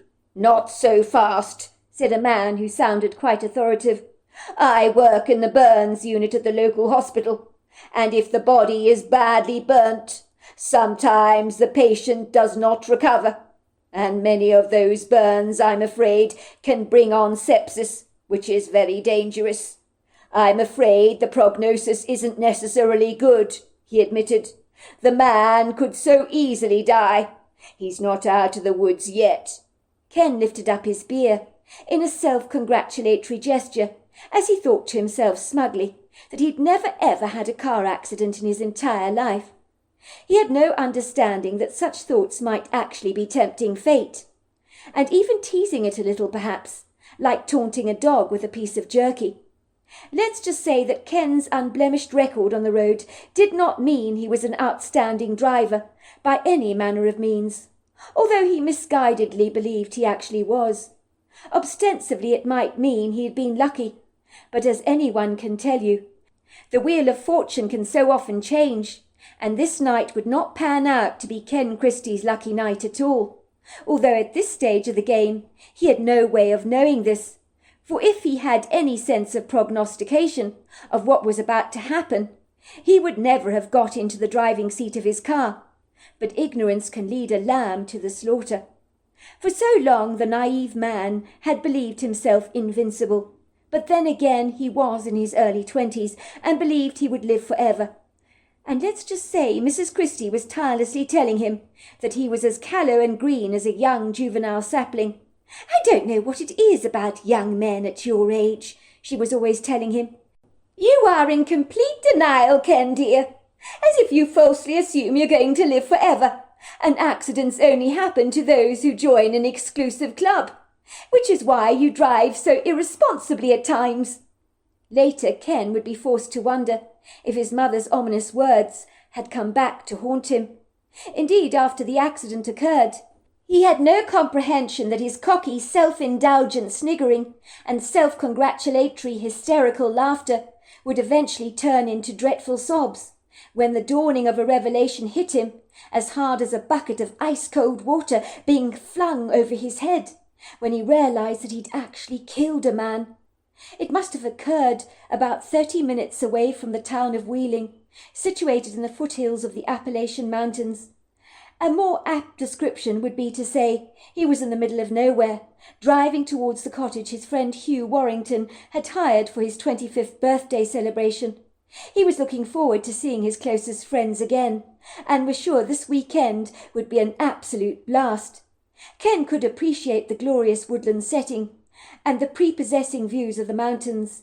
He had no doubt that Hugh, who was always extravagant by nature, at the very best of times, and excelled himself by booking his friends into a place kitted out with the latest mod cons, as Hugh loved to wallow in the lap of luxury, and considering he had pockets that ran deep, he could easily afford to spoil his friends.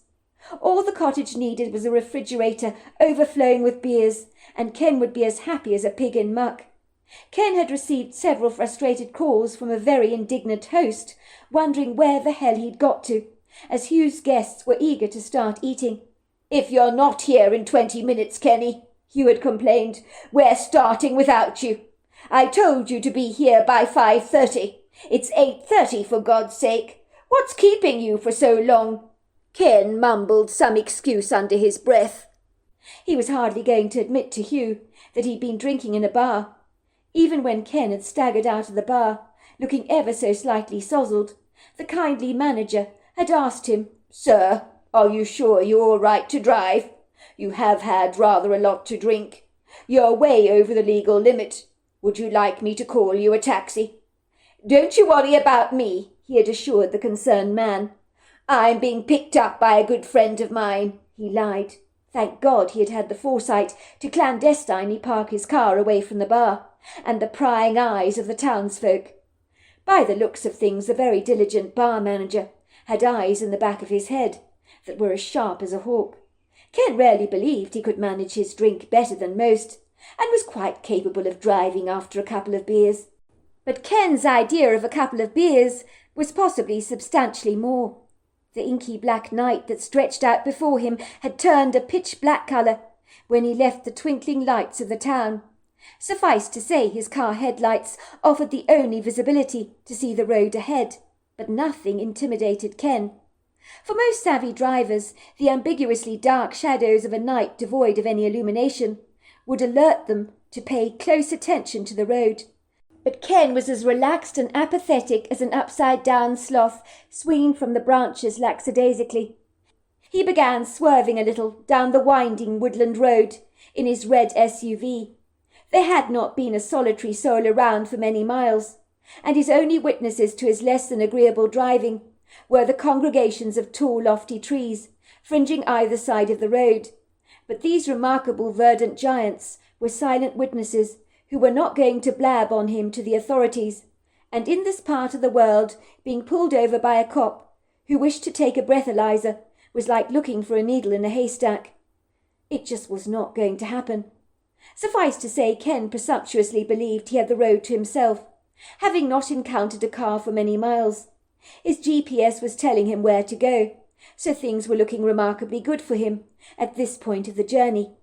Ken longed to have another beer. He was one of those people that could drink himself into oblivion, and had often found himself passed out on people's living-room floors on numerous occasions. Of course, Ken knew he had overdone it on the beers tonight, but denial was a tool he employed even to deceive himself. Let's just say out here in the rural countryside, his secret was safe as a squirrel's stash of acorns is for the winter. All he needed to do was to find the cottage that Hugh had booked for their celebratory weekend, and the sooner he reached the cottage, the closer he would get to enjoying yet more beers and catching up with his old friends, whom he hadn't seen in an age, and Ken had missed his friends. Ken pushed his foot down on the accelerator in his hasty eagerness to be reunited with his friends again, and to get reacquainted with an ice-cold beer that was calling his name louder than any other voice he could hear in his head. He subsequently blew all caution to the wind, without a single care in the world, as he rocketed down the less than smooth road at an accelerated speed. He yawned as tiredness crept over him, and a growling stomach reminded him he hadn't eaten in a long while. How much longer was it going to be before he got to his destination? He had grown impatiently weary of the drive, and was dreaming of food, beer, and a comfortable, cosy bed. He accelerated down the sharp curve in the road that he'd failed to see in time. His somewhat surprised rubber wheels were jolted out of their natural rhythm, losing traction on the road, skidding forward in a precarious zigzag motion. At one point his car seemed to be shooting towards the trees. He cried out in alarm as he tried desperately to press down his brakes, but being slightly inebriated, his reflexes were grossly impaired. His car jolted, juddered and heaved, and veered forwards, thankfully spinning away from the trees. Finally it stuttered, as if it was having an epileptic seizure, and ground to a satisfactory halt, and just stopped. Ken sighed with relief, letting out a hysterical laugh. He was invincible, he thought to himself. He was happy he'd overcome a potentially catastrophic accident. The bravado of the alcohol in his system meant he was still absurdly confident to continue on his journey, without any self-recrimination. and so with a cocky assertiveness he pressed his foot down on the gas again, and found himself reaching yet another dodgy-looking bend. Before he could react in time and coordinate the rhythm of his car, the vehicle, with a mind of its own, swung forcefully towards the right-hand side of the road. Ken had not seen the stranger walking down the road, but it was too late to manoeuvre his steering wheel away from the man or to stop in time to avoid actually hitting him. Then he heard a mighty thud that told him immediately that something sizable had been hit very hard. The car wobbled uneasily, as if trying to stabilize itself, and skidded forwards, swerving the entire width of the road, and then it swiveled around to face the opposite direction. Once again, remarkably, his car came to a stop, narrowly missing the trees on the side of the road, by some miraculous good fortune of fate. Ken would have considered himself very lucky if he hadn't happened to see the unsettling forlorn shape lying in the middle of the road, which was caught up in the glare of his headlights. In a single second sobriety gripped him like a hard fist as he stared at the tenebrific lumpy shape, scrunching up his eyes to see it more clearly. He would like to say it was a bunch of tangled black bin liners lying there in the road, but he knew unequivocally he had hit something, or more to the point, someone. It was a dog or coyote, he told himself, but he knew it wasn't. Moments before impact he'd seen the figure of a man on the side of the road. He knew what he'd seen. Some things you cannot unsee. They are painted audaciously on your memory with an indelible ink that refuses to be erased. It would be easier to lie to himself, pretend it hadn't actually happened, turn the car around and proceed again on his journey, but he just couldn't do it. His conscience was already attacking every cell in his body, like a deadly disease. He had seen the moment before the collision, the shocked, bewildered expression on the man's face, the fear in his dark eyes, before his car had bulldozed through him without apology. He could pretend to himself he hadn't actually seen it. The figure in the middle of the road was not moving. Ken realized he might well be dead. "Oh, my God!" he thought, tugging the hair on his head so tightly to anchor his arms in a self-soothing grip. "What the hell have I done? Oh, please, God, no! Don't let me have killed him!" The cruel reality of what had so fortuitously transpired hit him in the guts with a forceful ferocity, like a sledgehammer, so that every nerve ending in his body screamed out in terror. He felt like he wanted to throw up, as a dreadful feeling of nausea rose up in the back of his throat, and it was all he could do to keep the liquid contents of his stomach from making a reappearance. This couldn't be happening, not to him. Please, God, no! His heart began to pound frantically in his chest like a tennis ball beating hard against a wall.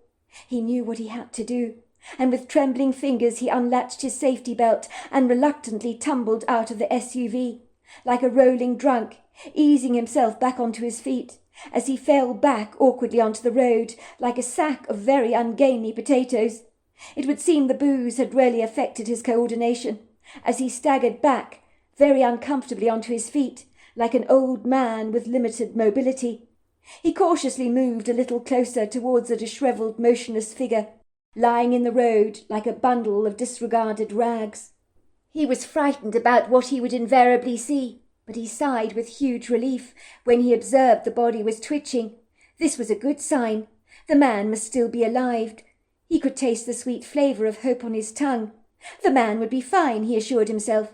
"I'll get him in my car, drive him to the nearest hospital." Ken suddenly remembered he'd been drinking, so there would be ramifications. He could get himself into serious trouble if it was discovered he had run this man over while under the influence of alcohol. He knew instinctively he was over the limit, and if he was caught by the authorities he would easily serve a prison sentence. "Well, I can drop him off anonymously at the hospital entrance," he reasoned with himself. A cool breeze brushed against his face, sharpening his senses, wiping away the sluggish feeling that had been rocking him off to sleep like a baby in a bassinet. The silence in the deserted road was deafening. Everything was hauntingly still, very airy. He suddenly felt as if all the trees of the woodgrove that surrounded him were whispering tauntingly among themselves. "Look what he's done! Look what he's done!" He felt as if every eye could see him, as translucently as a pane of glass, as if his guilt was written all over his face, like the headlines on a newspaper. The man was lying in the road like a dead bird, hanging on to his last desperate moments. Even his legs seemed to be folding and curling up like a dying bird's would. He could see the chest moving up and down, and observe the legs and arms lying at odd, unnatural angles, while the face was distorted so badly there was no telling the age of the man, or even what he actually looked like. If that wasn't bad enough, blood was seeping out of the body. It looked suspiciously like it was coming from the head. That was not good. It was an unpalatable sign indeed. Ken considered it likely that the man was about to peg out in any second.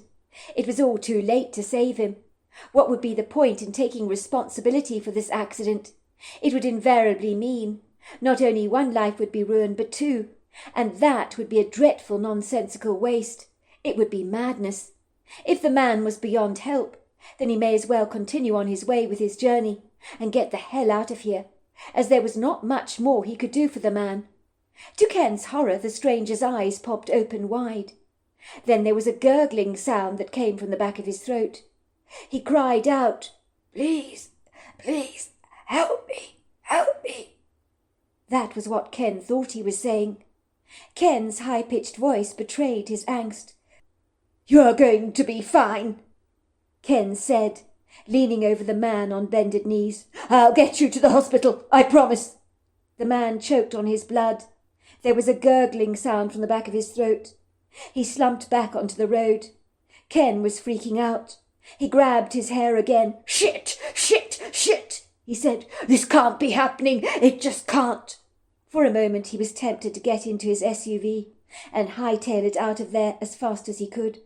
But the man had pleaded him for help, and he had promised him he would take him to the hospital. His conscience prickled him, although in truth he held out little hope for the man's deteriorating condition. "I could phone emergency services," he surmised, "give them my location, and then just hang up." But Ken didn't know exactly where he was, and maybe people might recognize his voice. They could do a lot of recriminating things these days, as phone calls could be taped and even traced. He'd watched enough crime documentaries to know that voice recognition was one of the tools the police used in an investigation. It wasn't worth the risk. The best idea was to drop the man outside the entrance of the hospital and get the hell out of there. That way no accusatory fingers could be pointed in his direction. Ken trembled when he heard the man groaning in the road. "Think," he told himself. "Bloody think." "You can do this, Ken," he assured himself. He climbed into the car and reversed until the back door was facing the man in the road, and then he dragged the body, like a sack of potatoes, as it was far too heavy to lift, and managed to somehow pull the man onto the back seat. How he did this he didn't know, but failure in this taxing endeavour was not an option. Ken got into the driver's seat and with his cell phone Googled the nearest hospital, his mind surprisingly sharp for one so inebriated. The shock of this experience had jolted him out of his ambiguous foggy curtain of intoxication. The man's duffel bag was lying in the middle of the road, near an ominous pool of his own blood. Ken grimaced when he observed the crimson puddle. That reminded him of how gravely serious this accident actually was. He could only hope that the man would survive the trip to the hospital. What if he died on the journey? The thought was too dreadful to contemplate. There was a solemn, macabre, airy silence in the car as Ken drove away, with his disfigured patient lying on the back seat. He occasionally heard the man grunting, and the sound reassured him that he was doing the right thing to get the stranger help. An unsettling feeling clung to Ken, like an oyster on a rock. Perhaps he had known it all along. He knew in his gut that this man was not going to make it. His efforts to take him to the hospital were futile. When there was no movement from the body in the back of his car, Ken just knew that the stranger was dead. He grimaced, wincing like a dog crying out in pain. But the noises Ken was making were the emotional turmoil of regret and remorse. He drew his truck to a stop, climbing out of his car, and opening the back door to check on the man. The man's still warm body was motionless, and there were incriminating pools of blood on his back seat. Ken knew it was too late. The man was beyond help. He had no pulse. His eyes were glazed over like a dead fish, and blood was drooling down his mouth onto Ken's leather seats. Ken recoiled. He knew that the man was dead. Dee's account. There were 6 of us at Hugh's birthday bash. We were all close childhood friends. The only one that was very late was Ken Christie. Why did that not surprise me? Ken Christie was always the one that held everyone up when we were kids. I mean, why change the perennial habits of an entire lifetime? Ken seemed to never arrive anywhere on time. And let's just say Hugh's birthday bash was no exception to this golden rule. The food from the barbecue had been prepared. Piping hot plates of delicious-smelling chicken kebabs, burgers and lamb chops were on full display, next to bowls of Greek salad and bread rolls.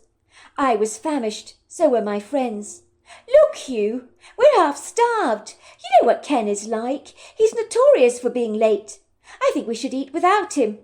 "I've already phoned him," said Hugh, his feathers looking as ruffled as those of a pigeon that has had an unfortunate run-in with the household tabby.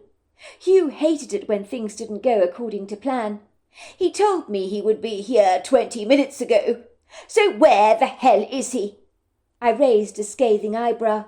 "Look, Hugh, I know you want to play the impeccable host, but forget it. We're all friends, for goodness sake. Let's just go with the flow this evening and not wait on Ken. If the barbecue is cold for him, well, so be it. It's still very tasty. He won't be losing out.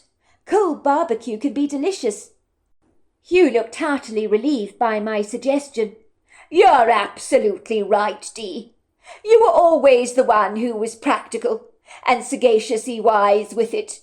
Let's eat," he agreed. And that is exactly what we did. The mood was celebratory, the food excellent, but we all felt the loss of Ken's presence at the table. Growing up, it had always been the 7 of us, so one person missing felt as if things were certainly off-kilter. Ken made a rather sorry appearance. Half an hour later, when he arrived, I noticed a strong smell of alcohol in his breath, but he seemed as withered and deflated as a bedraggled flower hanging limply in a vase, or like someone who's climbed to the very top of Mount Everest and is ready to drop from sheer exhaustion. I do not remember a time when I'd ever seen our beloved friend look so worse for wear. It wasn't difficult to discern that something was up with him. Ken's idiosyncratic behaviour told me as much, and my instincts were in overdrive. Something was wrong with him. I was even more troubled by the grisly sight of the spots of blood on his shirt and fingers, and wondered if he'd actually hurt himself. "Ken, what on earth is the matter with you?" I asked. Ken recoiled at my words, as if they'd hit him as hard as a baseball bat across the shins. His face paled, so that he became as white as a sheet of paper, and then he whispered under his breath, I've just killed a man." "What?" I cried aghast. "What the hell are you talking about?" Ken slumped on the sofa, covering his face with his blood-soaked hands, and transferring some of the blood onto his face. For a long while he sobbed, and we could do nothing but stand there staring at him in abject astonishment. "What did you say?" I asked Ken again, sure that I must have misheard his ominous confession.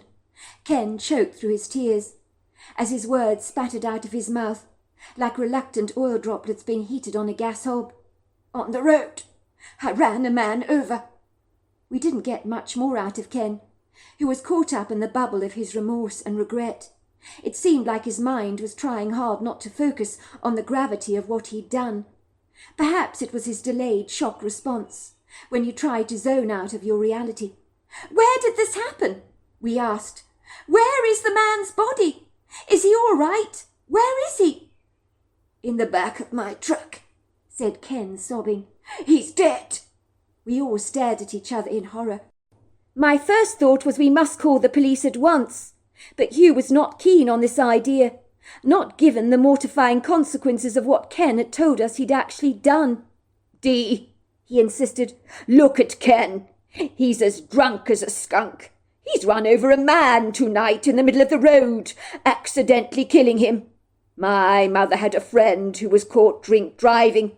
She went to prison for 15 years, and she didn't even kill anyone. What will happen to Ken? He's our friend. Friends don't go dobbing each other to the police. We have been fiercely loyal to each other since we were kids. We should remember that. That's what friends do. They look out for each other. They have each other's backs. It's called integrity. Do you really want Ken to be locked up in prison for years and years? Because Ken will end up living among evil men who might beat him up, even kill him, and abuse him for sure. Do you want that for our friend? Ken would never cope with life in prison. You know it, I know it. Underneath all the bravado, he's actually a sensitive soul. Of course I don't want Ken to go to prison. But we have to do the right thing, I said. Ken should never have got into his car drunk. He knows that. Everyone knows that behaviour like that is criminal. No one should ever drink and drive. It's reckless. It's against the law. I'm sorry, Dee. But Hugh's right, said Jackson, interceding. You always want to do everything by the law, Dee. But sometimes you have to put family first. Ken is like a brother to us. Always has been. We cannot betray him by dobbing him to the police. We must protect him. It's called being loyal, Dee. Look at some of these people in authority, prime ministers and stuff like that. It's an absolute joke. They've got enough dirt on them, some of them, to lock them up in prison for yonks. But they always get away with their duplicitous crimes, without even so much as a scratch or any kind of recrimination. So many of them have incredibly bad reputations that are less than savoury. But are they accountable? Absolutely not. I believe even the media covers up what they've done. And our good friend here made one little mistake, and he has to pay for it for years and years. I think not, said Jackson, shaking his head fiercely. Then the way I see it, Jackson, is that you're complicit in this crime. The dead man's got a family, I said. Loved ones, who'll be wondering where on earth he is. At the very least they should be able to bury their loved one. And as for Ken, we can always get him the very best lawyer. Maybe he'll get off with involuntary manslaughter. I'm with Dee on this, said Sheila. I think we need to call the police. It's the right thing to do. I think we should first establish who this man actually is, said one of our friends, Tyson, who was always very practical and pragmatically level-headed. We all stoically trooped to the back of Ken's truck to witness the dead man for ourselves and establish his mysterious identity. Thankfully, the red SUV didn't look as if it had been involved in a hit-and-run at all, apart from a little blood spatter on the front of the car that could easily be wiped away if need be. I grimaced when I saw the crumpled, deceased body lying on the back seat. It was the most gruesome sight I'd ever seen. The man's face was no longer recognizable. I realized that Ken had indeed brought a problem to our front door, and we were going to have to fix up his mess, like we invariably always did. Some birthday bash this was turning out to be. All I could feel was pity for this poor deceased man and his family. But what had he been doing in the middle of the night, walking down a strange country road, in the middle of nowhere? It didn't make any sense at all. I was clandestinely determined that in no way was I not going to call the police. I would do it. My father was involved in criminal law. I'm sure he could get Ken a great lawyer. Hugh pulled out the duffel bag next to the man. We guessed it must belong to him. We were certain we would find out the man's identity from rummaging through his things. Hugh emptied the contents of the duffel bag on the floor, and we all gasped in horror.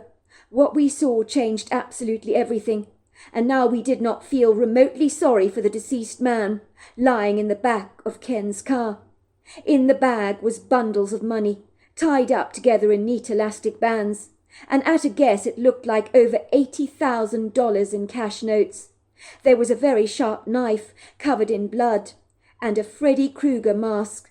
We all just stared at each other in abject horror, and Jackson looked triumphant. Now do you really want Ken to go to prison for killing this man? It looks like he did the world a favour. This man appears to be a cockroach. It suspiciously looks like he's already slit someone's throat, or at the very least stabbed a man. If this knife is anything to go by, Look at the dried blood it's covered with." I looked at my friends in horror. I knew what they were saying was true.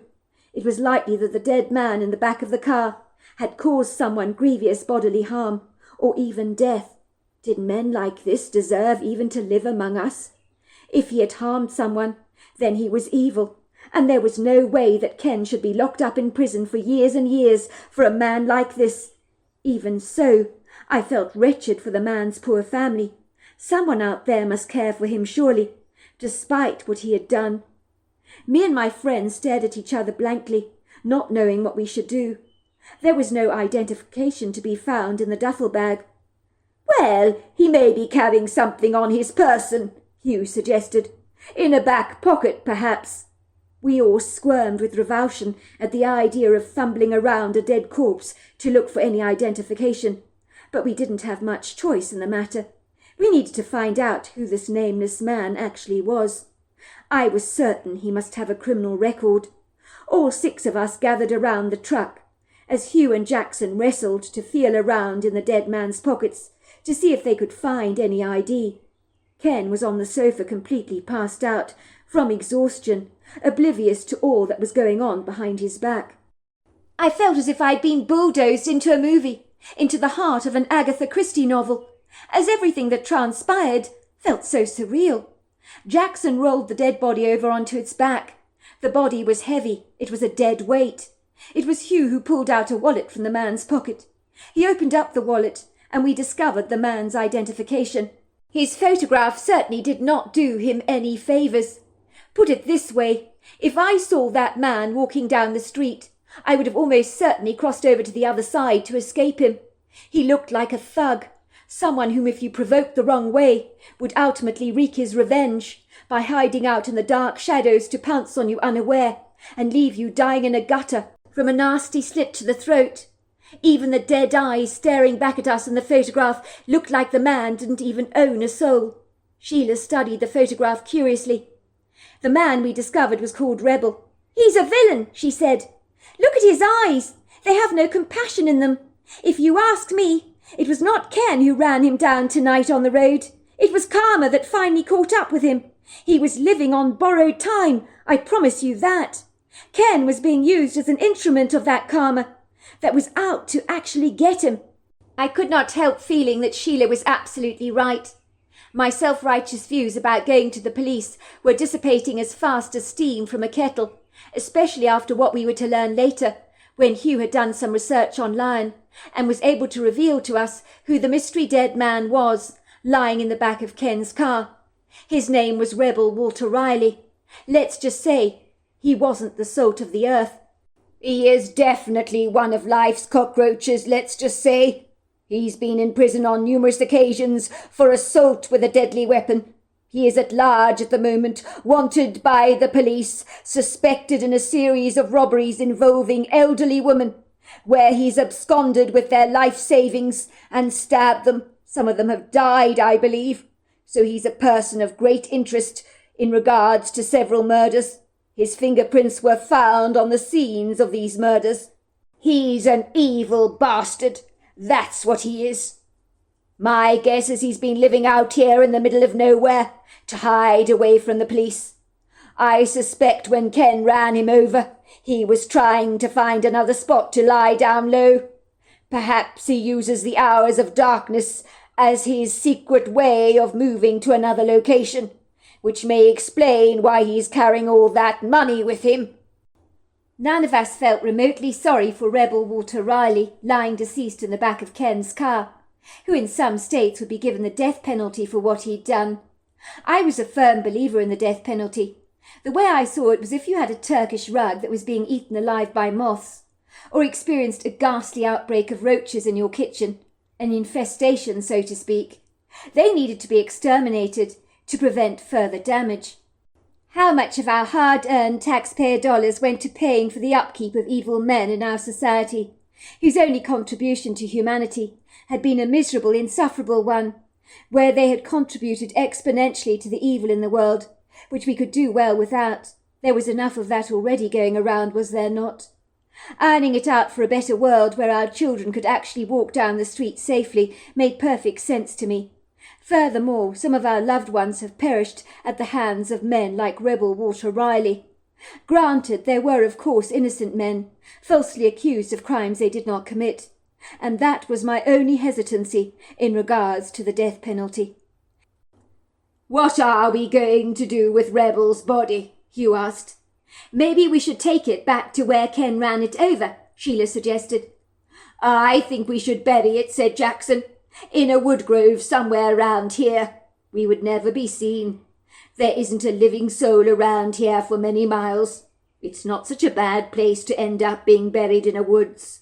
Put it this way, in a normal cemetery, someone like this, well, his grave is going to be vandalized in sheer disgust by people who know who he is, unless, of course, his family chooses to cremate him."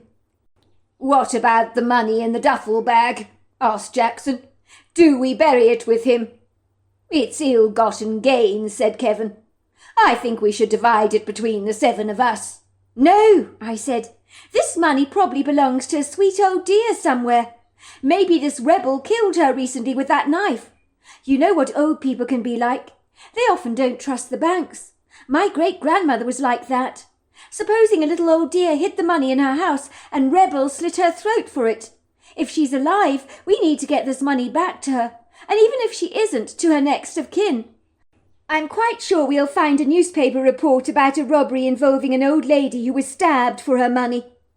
"That's a good idea, Dee. I don't want blood money on my hands. Someone might have died because of this money." We all agreed that we wanted nothing to do with the filthy money. It was clearly contaminated with the virus of a great evil. We decided to go to sleep, as we were weighed down with absolute exhaustion. We parked Ken's car in the garage and decided that the following night we would bury the body. We had time on our side, as we were quite literally in the middle of nowhere, and running into a single living soul was unlikely to ever happen. The garage was sufficiently cool. We were sure the body would not start smelling straight away. Hugh informed us that there was a sizable collection of spades in the yard shed. We could use those to dispose of the body. We could even send an anonymous letter to the police at a later date to tell them where the body of Rebel could actually be found, for the sake of his family. In truth, we had no sympathy for the dead body. Now we knew who the man actually was. For why should we concern ourselves with a vindictive man that's only repugnant, vile contribution to society had been scaring little old ladies half to death, and slitting their throats most probably, while absconding with their life savings? The following morning I woke up with a start. The events of the previous evening were so ambiguously vague in my mind. I was certain it had been an illusory dream, that had been alarmingly realistic in so many regards, and for a brief moment I certainly believed it was just that. But when I rubbed the cobwebs of sleep away from my eyes, then I remembered that my dream had been anything but. A nauseous feeling washed at the back of my throat, with a bitter aftertaste, when I remembered there was indeed a deceased corpse in Ken's truck, hidden inside the garage. The thought left me feeling quite biliously sick. Somehow this birthday bash we'd all been looking greatly forward to had lost its rosy glow. The cottage Hugh had booked for his 25th birthday was a charming, quaint and quirky affair, with a crooked chimney and a wild front yard, filled with all kinds of perennial flowers, tangled together in a charming, colourful kaleidoscope of organised chaos. The elegant interiors of this really charming cottage were kitted out luxuriously, with every modern convenience you could possibly think of, while still maintaining its whimsical fairy tale-like integrity. I knew that with a body to bury in the evening, this was going to be a birthday we would be unlikely to ever forget, and the secrets of what was to transpire tonight we would likely carry with us to our graves. Of course I was annoyed that Ken had been drinking. He should have known better than to drink and drive, because he was half cut. But I didn't want him to go to prison for a thug like this. No one deserved that. If the man he had mowed down had been a decent member of society, it would have been an entirely different matter. There was no way any of us could dob our friend into the authorities. That would be, to our reasoning, a very unethical thing to do in the circumstances. I put my dressing gown on, tying the velvety rope around my middle, as I descended the stairs with my tousled hair standing up on end. The cottage was steeped in silence, apart from a low snoring sound that I heard coming from the living room. Poor old Ken. He hadn't even managed to get to his bedroom last night, but was still lying fast asleep with a duvet flung over his body. He was caught up in the world of his dreams, but with the curtains all drawn in the living room, the house seemed incredibly dark. When I finally entered the kitchen, the bright morning sunlight trespassed eagerly through the wide French windows. I glanced up at the clock on the wall. It was 12:30 in the morning. You've got to be kidding me. Everybody was still fast asleep. I decided I'd prepare a brunch, and slowly my friends began to wake up one by one. As I imagined, the delectable smell of bacon and sausages had aroused their sleeping bodies out of their slumber. Nobody had bothered to dress, as we all gathered around the kitchen table, in our pyjamas and dressing gowns, drinking orange juice and diving into our breakfast hungrily. Ken still remained fast asleep in the living room on the couch. I think he didn't want to wake up to the grim reality that the previous night he had been responsible for killing a man. It was better to be swept away in the illusional world of dreams, where nothing ever matters. All you could hear in the kitchen was the sound of cutlery, clinking and clattering. We ate in silence, none of us saying a single word, as we all basked in the discomfort of the previous night's memories that had rudely come flooding back into all of our minds, like a fortuitous tsunami of chaos that we would soon have to sort out. We all looked at each other in horror when we heard the whooshing sound of a car driving down the long driveway, its rubber tires pounding the gravel. We were certainly not expecting a visitor, especially out here without a living soul around for many miles. "Bloody hell," said Hugh, his back straightening, his chin tightening. "Who the hell is this? We're not expecting anyone." "I'll get it," I said. "Don't say a thing about you-know-what," Hugh called after me. I felt a tad annoyed with Hugh, that he might think I would betray the trust of my close friends. When I opened the front door, I noticed a policeman climbing out of his vehicle. My heart began to leap in my chest like a frog darting from one water lily to another.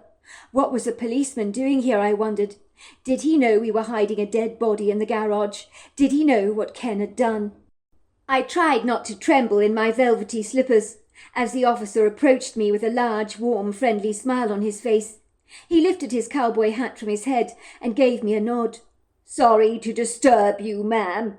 I thought I would check on the Kordinsky house for a moment, in case anyone was here." "We are here for a weekend break. It's our friend's 25th birthday," I explained. "I see. So how many of you are actually here?" "There are about 7 of us," I said. I tried to straighten my ruffled appearance, self-consciously aware that I looked rather bedraggled. "I'm sorry, officer. We're all in our pyjamas, I'm afraid. So late in the day." "Don't apologize to me. I take it you've had quite a party last night, then. Is that why you woke up this late in the morning?" "Something like that." "Good for you. Well, you're very lucky," he said, giving me a wink. "No one out here will hear your music or happy shrieks, as your nearest neighbours are several miles away from here. Perfect place for a party, you could say." "Can I help you, officer?" I asked inquiringly. The officer looked rather uncomfortable. "I don't want to alarm you," he said, pulling out his cell phone and showing me a picture of the deceased man lying in the back of Ken's trunk. "Have you by any chance seen this man around? His name is Rebel Walter Riley." I can't say I have." My face guiltily brushed a crimson colour, but I managed to pretend to examine the picture more closely. It was definitely of the deceased man in the back of Rebel's truck. No, I haven't seen him, officer. Who is he?" The officer ran his hand through his mane of brown curls. "Look, I don't want to cause you any undue alarm, but this man is wanted by the police. He is dangerous, volatile, very unhinged." "What makes you think he'd be around here, officer?" I asked obsequiously. "I mean, there's nothing going on in this part of the world, is there?" "There has been a sighting of him in these parts very recently. Someone reported having seen a man fitting his profile on America's Most Wanted. I'm just dropping around homesteads in the area to warn people about this man, in case he should subsequently cross their path. Don't under any circumstances invite this man into your home or offer him a lift if you should see him. Just give me a call. He is capable of anything. It would make sense for him to hide out in a remote area like this. And I'm afraid an insidious crime that happened not far from here fits with his profile of previous things we believe the man has done." "What has he done, officer? Please tell me. I need to know."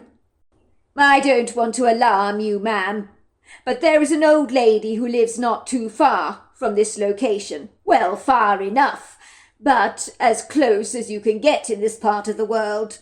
Her name is Francine Durbury. Lovely old dear she is. Her daughter Jessica has been trying to get her to move for years, but the stubborn old mule enjoys her hermetic existence. The night before last, we believe Revel broke into her house, stole the equivalent of $80,000 from under the woman's bed. He stabbed her in the chest. Luckily, he missed her heart. She is now thankfully recuperating in hospital and doing very well indeed. The prognosis is excellent. Thankfully, she managed to call for help before she passed out." The police officer shrugged his shoulders. "Men like Rebel. They need a knife in their guts. Honestly, preying on old people like that. There was no need to stab that old woman. At the very least, he could have just absconded with her money. But stabbing her like that, it makes me sick. The vulnerable in our society. Anyway, we're pretty convinced that Rebel is behind this attack. What a coward. The sooner that thug is behind bars, the better as far as I'm concerned. This time I hope they lock him up and throw away the key."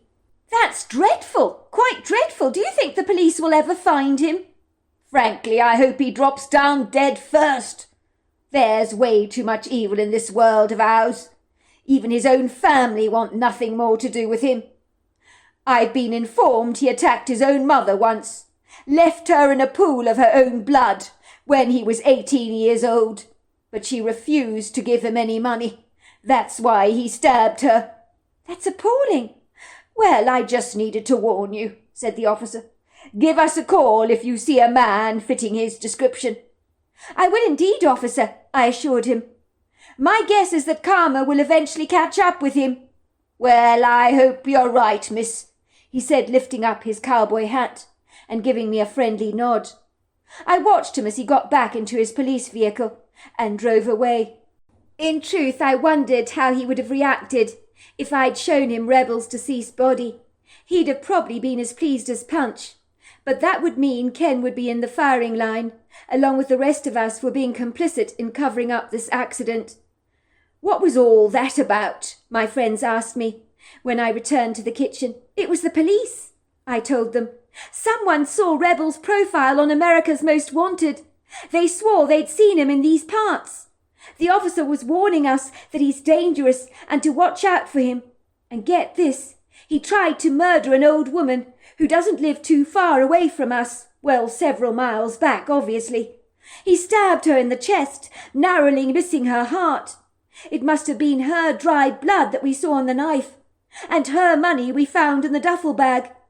The good news is she's making a full recovery in hospital. $80,000 he took of her savings, which I shall be taking back to her when I pay her a visit. But before we worry about that, we need to get rid of Rebel's body. And by the sounds of things, he's not going to be missed by a living soul.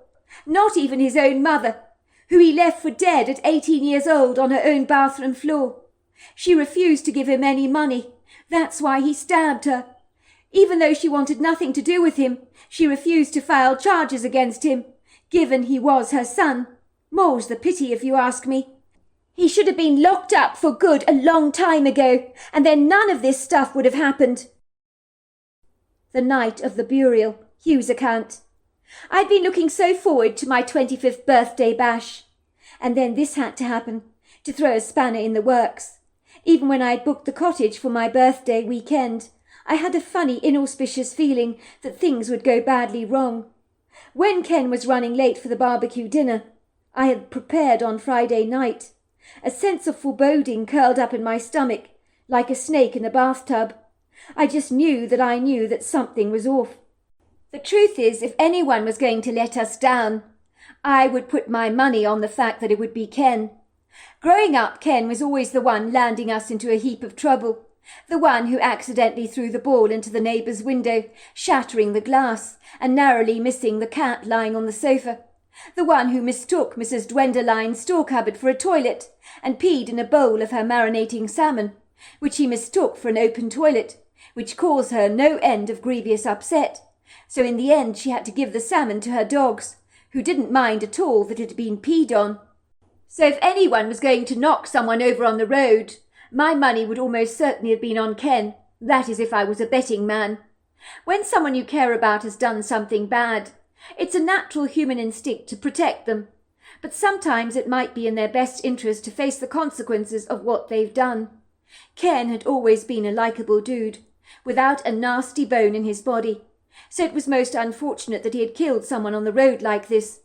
But when we discovered he'd actually mown down a villain, wanted for a grievous murder, our sympathy for the deceased man waned like the smoke from a chimney. Let's just say his sort would likely become the ashes at the crematorium that no one remembered to pick up, or the tombstone that ended up being covered in red swastikas. We actually thought we were doing him a favour burying him peacefully in an enchanting woodgrove. Not that he deserved to rest in such a peaceful place. We would give him still a dignified send-off, say a few prayers, and that would be that. We would hope that for eternity he would not be burning in the fires of hell, based on what he'd done. I doubt the man had any remorse, as he lay there on a remote country road, breathing his very last. I was not afraid that we would be caught digging a grave for this man in the woodgrove, as there rarely were no people for miles around, apart from fields, meadows, and ubiquitous trees that stretched out to an eternity. Somehow the stigma of what we were doing did leave a nasty taste in my mouth. I don't think any of us were feeling good about this. We had wisely decided to leave Ken out of the burial.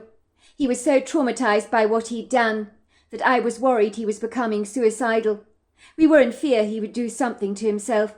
We reasoned with him that the man he'd run over was evil, and that in a twist of fate he had possibly done the world a good service, although it did not at all excuse his drink driving by any manner of means, because he could have harmed an honourable American citizen. "If that were the case," said Ken reflectively, "I would definitely hand myself in to the police." "Don't you see, Ken," I told him, "that man left an old woman for dead in her home, stealing her life savings, $80,000. There was no need for him to stab her, but he did, which in my book makes him a monster. If this was your grandmother, you'd probably kill the dude and feel no remorse whatsoever."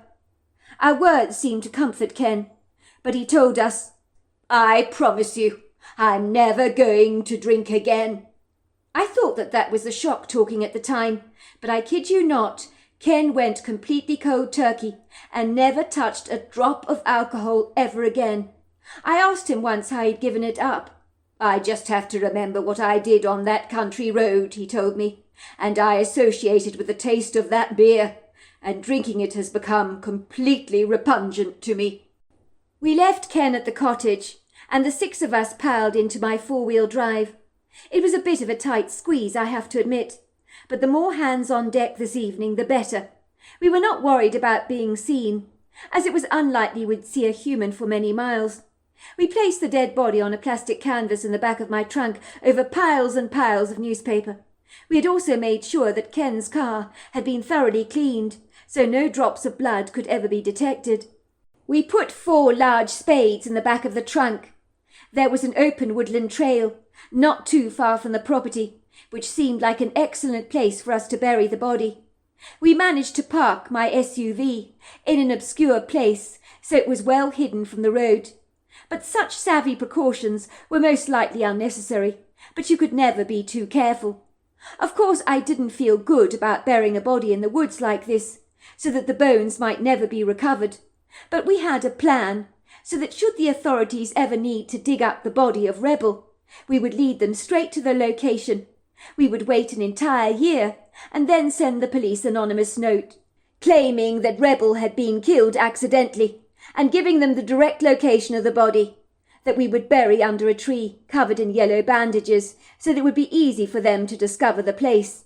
I knew that there was no way that good old Ken should go to prison for mowing down this man, whom frankly was one of the cockroaches in our society, and truly I had little empathy for his plight. It was as Sheila had so eloquently put it. Karma had finally caught up with him. The night was dark and intimidating. The moonshine was pitiful and unkind, sparing us little illumination. But we plodded along, refusing to be intimidated. Our primary focus was on getting this job done as efficiently and as quickly as we could. I regret to say that despite harbouring the body in the cold garage, it had begun to smell rather unpleasant, a sickly sweet smell. It was already starting to decompose, but we were all covering our noses as we pulled the canvas tarp out of the trunk. Sheila and Dee led the way with the torch, while the 3 men carried the tarp together, and one of the men carried the trowels. Let me tell you, a dead weight is a great deal heavier than a living one, but with 4 men to carry the body, it really wasn't an issue at all, although the ground was uneven and hilly. Once we were in the woods, it became significantly darker, as the trees clustered together so tightly that they stole the moonlight by blocking the canopy, so that no silvery prisms of light could trespass through the branches, which was an awful pity. The tall, lofty, majestic trees in the woodgrove swished their foliage so that the leaves rustled and a cool breeze nuzzled our faces. We could hear strange, haunting, airy wails coming from inside the forest that really made both Dee and Sheila very much on edge. I was not much worse for wear myself. The forest felt inauspicious, even with the reassuring songs of crickets and frogs trilling through the night, but their cheerful, encouraging chorus did little to ease my trepidation. By all accounts, in this perfect woodland oasis, we had the profound, instinctive sense we should not be here, as if in some way the night hours were not reserved for the likes of us, and we had poached impertinently onto territory that was not ours to impose upon. We trailed awkwardly across fallen leaves and small twigs. The crunching sound of our boots on this loose bracken was a little unsettling, for it annoyingly betrayed our presence to any nighttime animals, which may have been a good thing in retrospect. It did not help that on occasion the branches would brush up against us, almost as if disembodied hands were grabbing us at will, while the cruel ground beneath our feet was spitefully uneven, as gnarled branches like ugly hands angrily jutted out of the earthen soil, their tentacle-like knots determined to ensnare our unsuspecting feet. But we did not succumb to their trickery. Luckily, the powerful lights from our head torches meant we were not ensnared by any of their vindictive earthly traps. Soon we found the perfect spot where to bury the body, and Jackson removed a thick pile of yellow bandages, which he wound tightly around the trunk of the tree, to mark the exact location of the grave. "Right," I said. "Let's start digging here." Everybody agreed. I thought the task would be relatively easy, but I couldn't have been more mistaken. The ground was hard and unyielding. The digging was a slow, arduous process. We groaned with exhaustion. Digging this grave was back-breaking work, and our unapologetic foreheads broke out in a hot sweat that streamed down our faces like warm tears. Something that I thought would be relatively straightforward was a nightmare, especially when our trowels were greeted by hostile roots that spread out their vast tentacles through the soil in a web of frustrating knobbly knots and curls.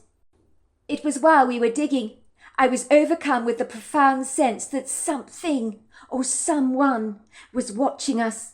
I was sure I'd seen a strange movement behind the trees, a dark, ominous shadow, a flash of bright yellow eyes, shining from about 7 foot off the ground. But no one else appeared to notice a thing. So I firmly told myself I must have imagined what I'd seen. The yellow eyes could easily have been an owl's. Dee did validate my gut instincts when she suddenly said at one point of the digging, "Something is watching us! I know something is watching us! Someone is here!" Her eyes grew round with anxiety. Jackson teased her. The woods, they're watching us, he teased. Has no one ever told you, Dee, that trees actually have eyes? That's not funny, Jackson, said Dee, not very impressed with his joke. Get a grip, Jackson told her. You're seeing things that are not there, Dee. I'm not imagining things, Jackson. I promise you I'm not, she chided gingerly. I'm telling you, something is there. Oh, for goodness sake, Dee. You're just seeing shadows. That's what it is, said Jackson, smirking. My heart sank, for I knew that Dee was right. I could not see a single sign of a living soul around, but the clawing feeling that we were being watched clung to me like a silken spider web that I could not shake off. I was certain the entire time that someone was there. I'm glad to say that our doggedly determined digging paid off, as the heaving, reluctant ground began to open up for us like a wide, sizable yawn, and soon we had successfully prepared a deep grave for the deceased body. We rolled Rebel into his grave until his body hit the bottom with a mighty plop, like a stone that you would fling into the water. We covered his body with a plethora of soil, sighing with relief for a job well done. The relief I felt was monumental. We stamped the soles of our boots over the topsoil to make it appear as tightly undisturbed as possible. Some of us sat near the grave to recover our breaths, as exhaustion had drained our bodies of their energy. We were also feeling desperately thirsty. I'm going to look for some wild flowers, said Dee. What the hell? Asked Jackson. You're kidding, right? He looked at Dee as if she had lost leave of her senses. What the hell would you want to do that for? Dee indignantly put her hands on her hips and glared fiercely at Jackson. This man is dead. We have just buried him. I admit he was wicked in life, but does he not deserve our prayers? It would be horrendous not to give him some kind of a send-off into the next world. Jackson shook his head in frustration. Woman, I'll never be able to understand them. It's ridiculous to be looking for flowers at this time of night. I've got a hand torch in my pocket, said Dee, pulling out a slimline torch from her pocket. I've seen some flowery stuff on the edge of the woods. You have to put flowers on a grave, she insisted. Everybody knows that. I will go with her, I said. Jackson rolled his eyes. Are you kidding me, Hugh? You're a real soft touch. Look, I said, if Dee feels happier about us putting flowers on this man's grave, we will do that. Humour her, you mean, said Jackson scathingly. It's pathetic, Hugh, if you don't mind my saying. I don't think we should worry about flowers, said Tyson, interceding. The idea is absolutely ridiculous. I've never heard anything so pathetic in all my life. Don't you think we should get the hell out of here? We've dug the grave, now we should go. We're not going anywhere, Dee growled. Not until I've got the flowers and we've said a couple of prayers for the man. That's the least we could do in the circumstances. Dee's account. While we were digging the grave in the woodgrove, I absolutely knew, with complete conviction, that someone was watching us. Of course, when I expressed my reservations, Jackson made fun of me, belittling my concerns by reassuring me that trees all have eyes. He laughed hysterically at his own joke. Jackson rarely could have the hide of a rhino at times and the sensitivity of a gnat. He was not very intuitive, and I think from when I was a little girl he always thought I was a sissy, and told me as much when I was 8 years old. I still remember him saying, "Dee, you're a big baby," when I cried because I had heard Mrs. Hilton's dog Felix had died, and that dog had been very special to me. I knew Jackson would never ever understand me. I gritted my teeth and continued to help with the digging. It was back-breaking work, and Jackson kept giving me a pitiful look as if to say, "Why are you even bothering? Your attempts to dig are pathetic and futile." Of course, when I finally suggested in getting some flowers for the grave, Jackson looked at me as if I was the Mad Hatter in Alice in Wonderland. He shook his head at me, exclaiming that he never understood women. For God's sake, Dee, we don't need flowers on this man's grave. I was so angry with Jackson. He made my blood boil. How could he be so indifferent? Yes, I knew the man we had buried was evil, but that did not mean he didn't deserve a wee bit of dignity in his death, and most of us were too exhausted to say anything once the grave was actually dug. As Bottoms gratefully hugged the ground and furious breathing began to be stilled, I was ever grateful to Hugh. Ever since we were kids, I could always rely on him to be the sensitive one, and on this occasion he was no different. He said he thought it was a lovely idea to put flowers on Rebel's grave. I knew the flowers would ultimately die, but it was the thought that counts. I was grateful that Hugh had agreed to come with me and search for the flowers, while the rest of the group regained their strength. Me and Hugh began walking towards an open clearing that led to a pretty alpine meadow.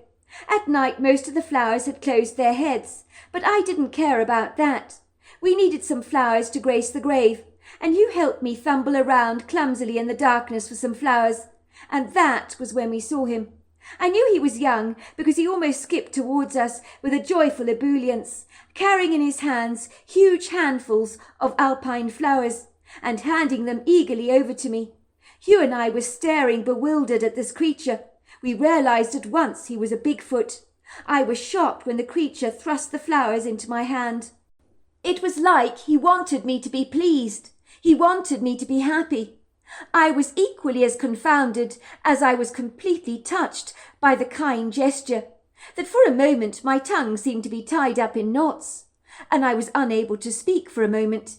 "Thank you," I said when I finally found my words. "That's very kind of you. They're very pretty." The Bigfoot was easily 7.5 feet tall and built very powerfully, but I knew it was still a youngling, probably not even a teenager yet. I think the thing that startled me the most was his human-like face that was incredibly expressive. The Bigfoot then went rushing back to grab me more flowers from the field, and me and Hugh began to laugh at his incredible ebullience. The more I said thank you to him, the more he rushed off to get yet more flowers. He was the sweetest creature I've ever seen. I patted him on the back and told him how kind he was. He smiled back at me through the most beautiful eyes I've ever seen. Moments later, I saw a large, lofty silhouette standing by a tree, and then I heard a distinctive whistle. The Bigfoot's eyes looked sad, almost sorrowful, and I heard in my head the very distinctive words, "I've got to go. It's my mum. I hope you've got enough flowers for the grave." And then he nodded and ran briskly towards the trees. We saw the two silhouettes, standing there for a moment, watching us from a distance, and then they disappeared. "My God," said Hugh, "I can't believe that's just happened. It feels so surreal. We've just seen a Bigfoot, for goodness sake. And that thing was the sweetest creature I've ever seen." "Hugh, did you see how sweet he was? How kind and how generous? Oh, my word! He had a heart of pure gold." "We better not tell the others what we've seen," Hugh warned me. "Jackson will make fun of you, you can be sure of that." The little Bigfoot had given me so many alpine flowers that it was almost impossible to carry them all, and Hugh and me returned to the grave with what looked like haystacks of foliage. I had to bring it all to the grave, as that little Bigfoot would have been really offended otherwise. But I did notice the wide eyes of my friends gawking at the monumental stack of flowers that were placed on the grave, that were given to us by a very thoughtful Bigfoot, but they had no way of knowing that, and I was never ever going to tell them. I knew everyone must have thought I was a little cuckoo, but I did not care. I had encountered an incredible creature tonight, and I couldn't have been happier about that. Finally we said some prayers for Rebel, and left the gravesite feeling heartily relieved, and hoping with all our hearts we would never have to think about this matter again. 2 days later, the nurse led me to see the old lady, Mrs. Francine Burberry, who was propped up in her bed, surprised to learn that she had a visitor. "Sorry, my dear, but I don't know who you are," she asked me, looking at me through her warm blue eyes. "But I'm very delighted to have a visitor nevertheless." "Are those for me?" she said, staring at the large vase of roses that I'd brought her, which I placed on her nightstand. "How very kind of you, dear. I do love roses. They're my absolute favourite flowers." "Mrs. Burberry." "Oh, please, dear," said the old woman, waving her frail hand in the air. "Don't call me that name. I'm Francine." "Well, Francine, I heard about the robbery, and I'm so desperately sorry about what happened to you." The old woman looked at me, her eyes filling with tears. "That man," she said, shaking her head woefully. "He was so evil. He left me for dead, you know, stabbed me in the chest, missed my heart, took all my life savings." "I know, Francine, and I'm really sorry." "Why are you sorry, dear? It's kind of you to say so, but it's not your fault." "I'm sorry that there are people in the world capable of such evil. That's what I'm saying." "Well, I hope he rots in hell for what he did," she said, apologizing for her outburst. "Don't apologize. But he's dead, so you don't have to worry about him any more." "What?" she asked. "But how do you know, dear?" "My friend ran him over in the road by mistake.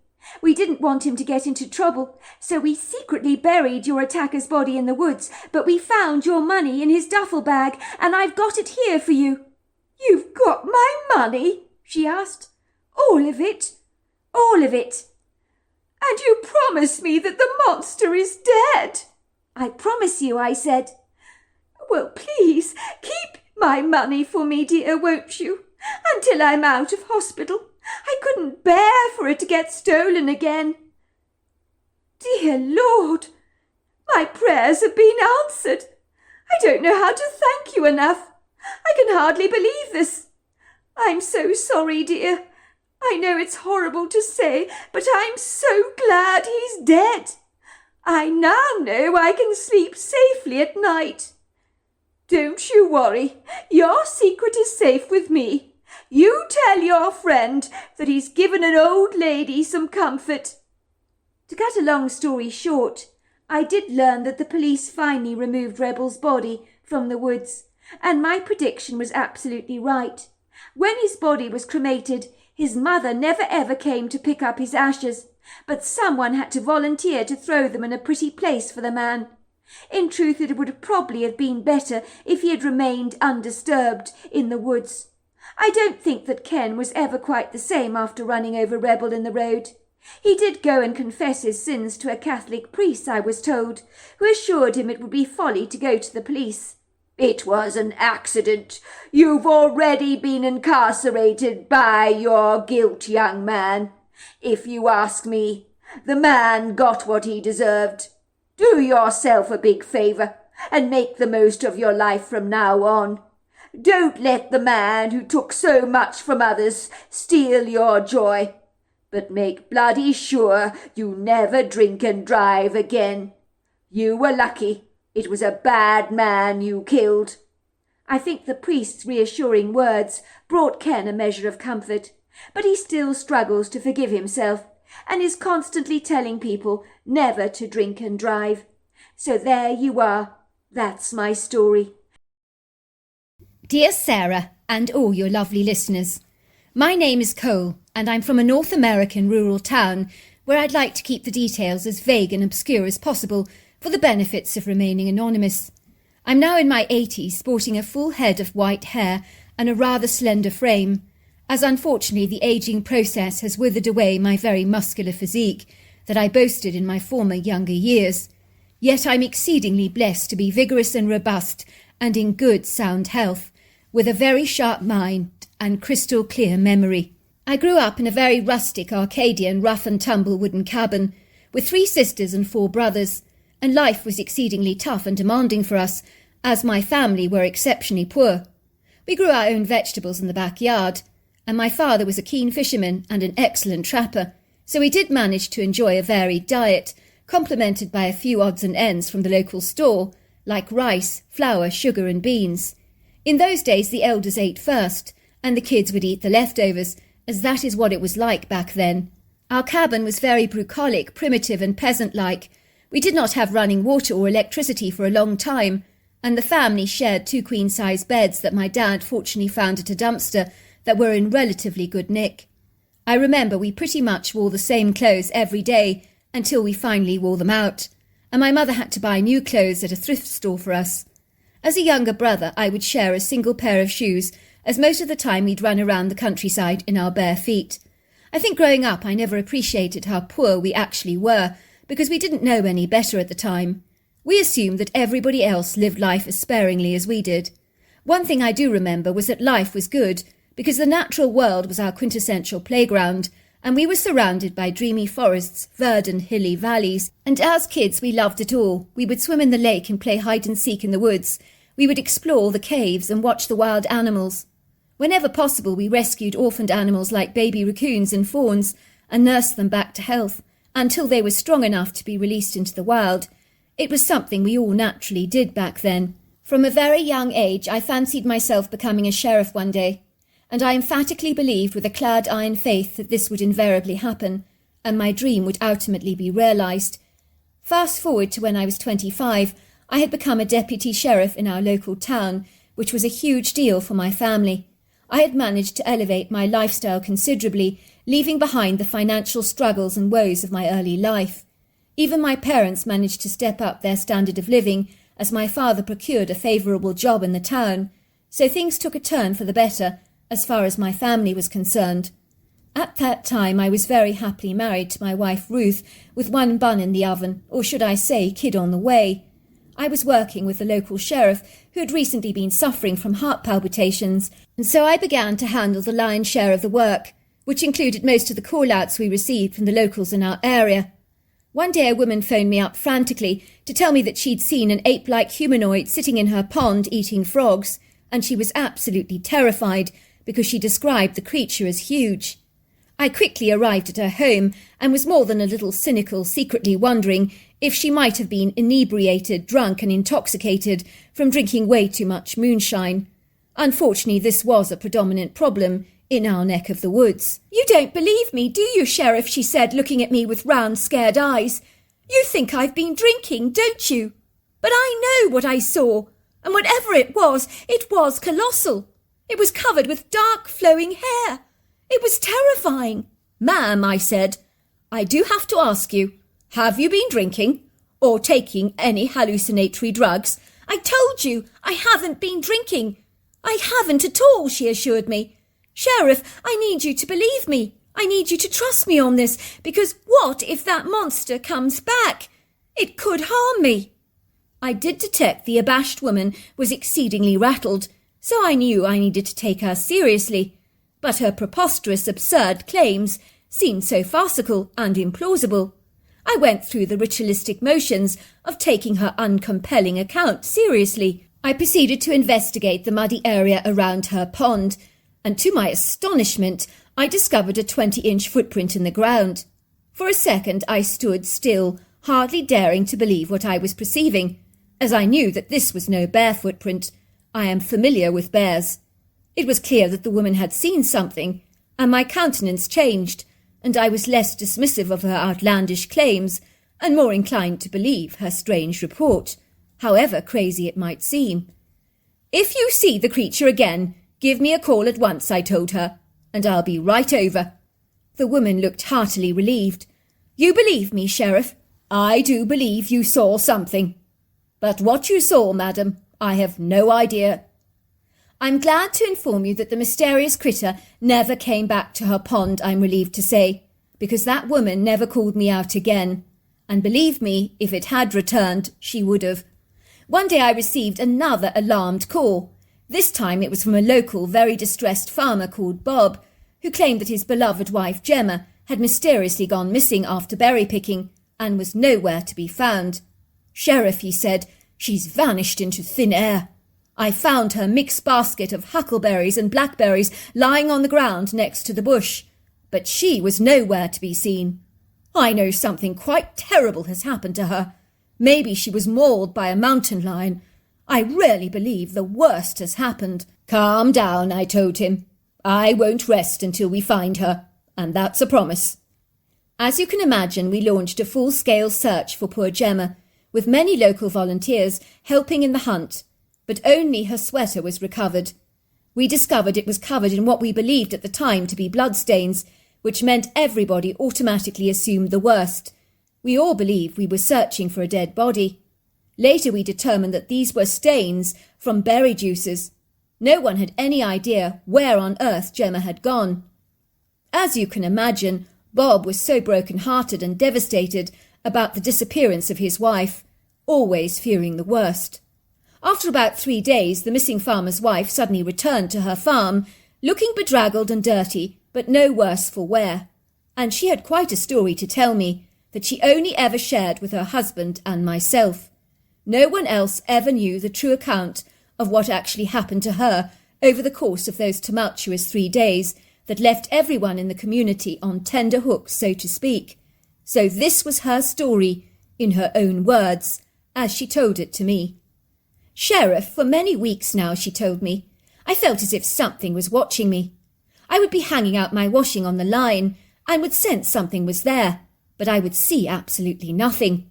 Our washing line is flanked by a large sylvan that was only 50 feet away, so anything could have potentially been there, and I probably wouldn't have seen it.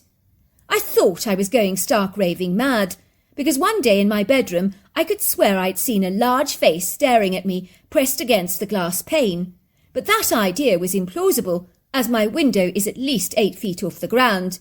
It would have been physically impossible for someone to stare at me without the use of a ladder. I thought I had to be seeing things because it happens so fast.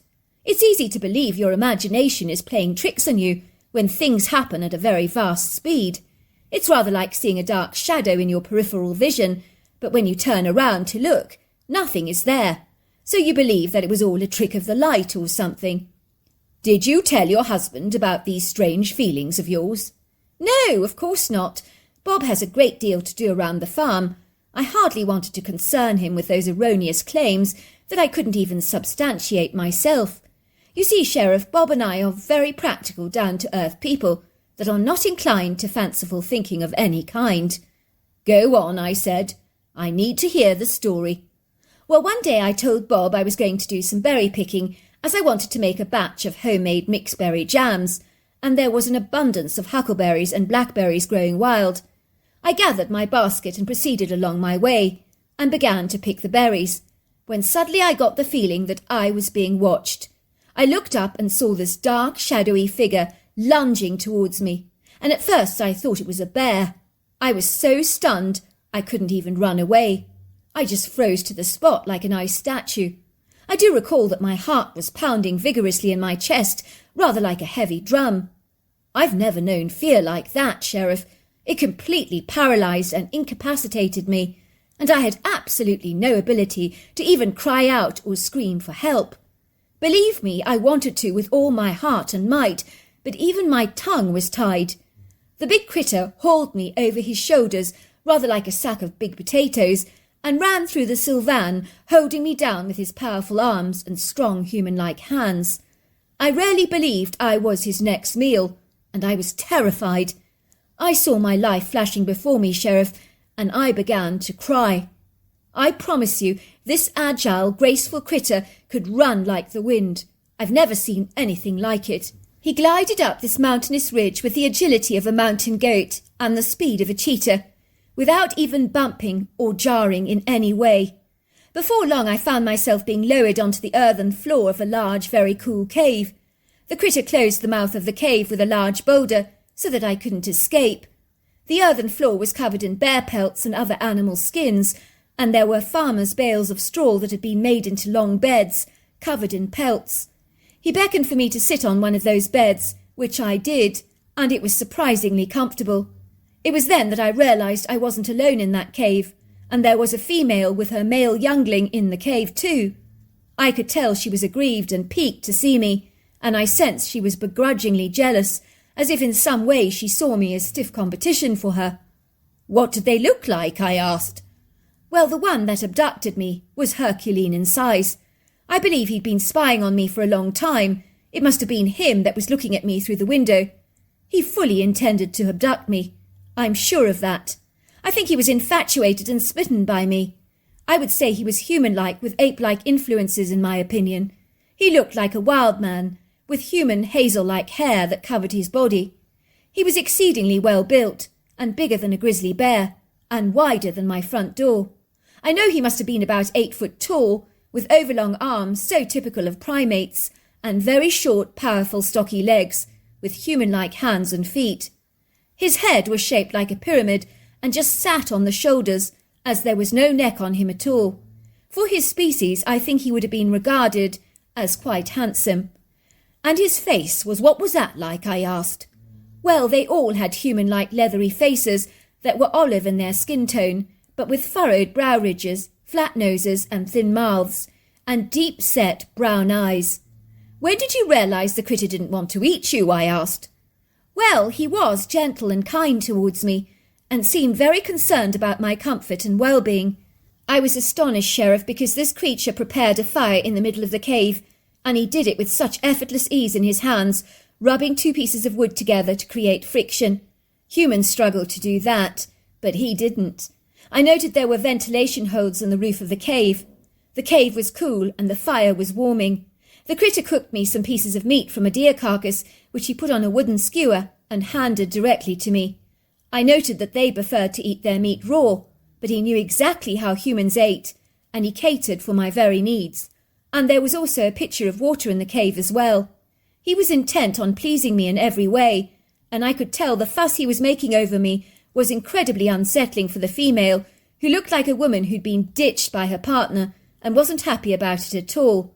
I would describe her as sulking in the corner of the cave, watching me with wide, earnest eyes.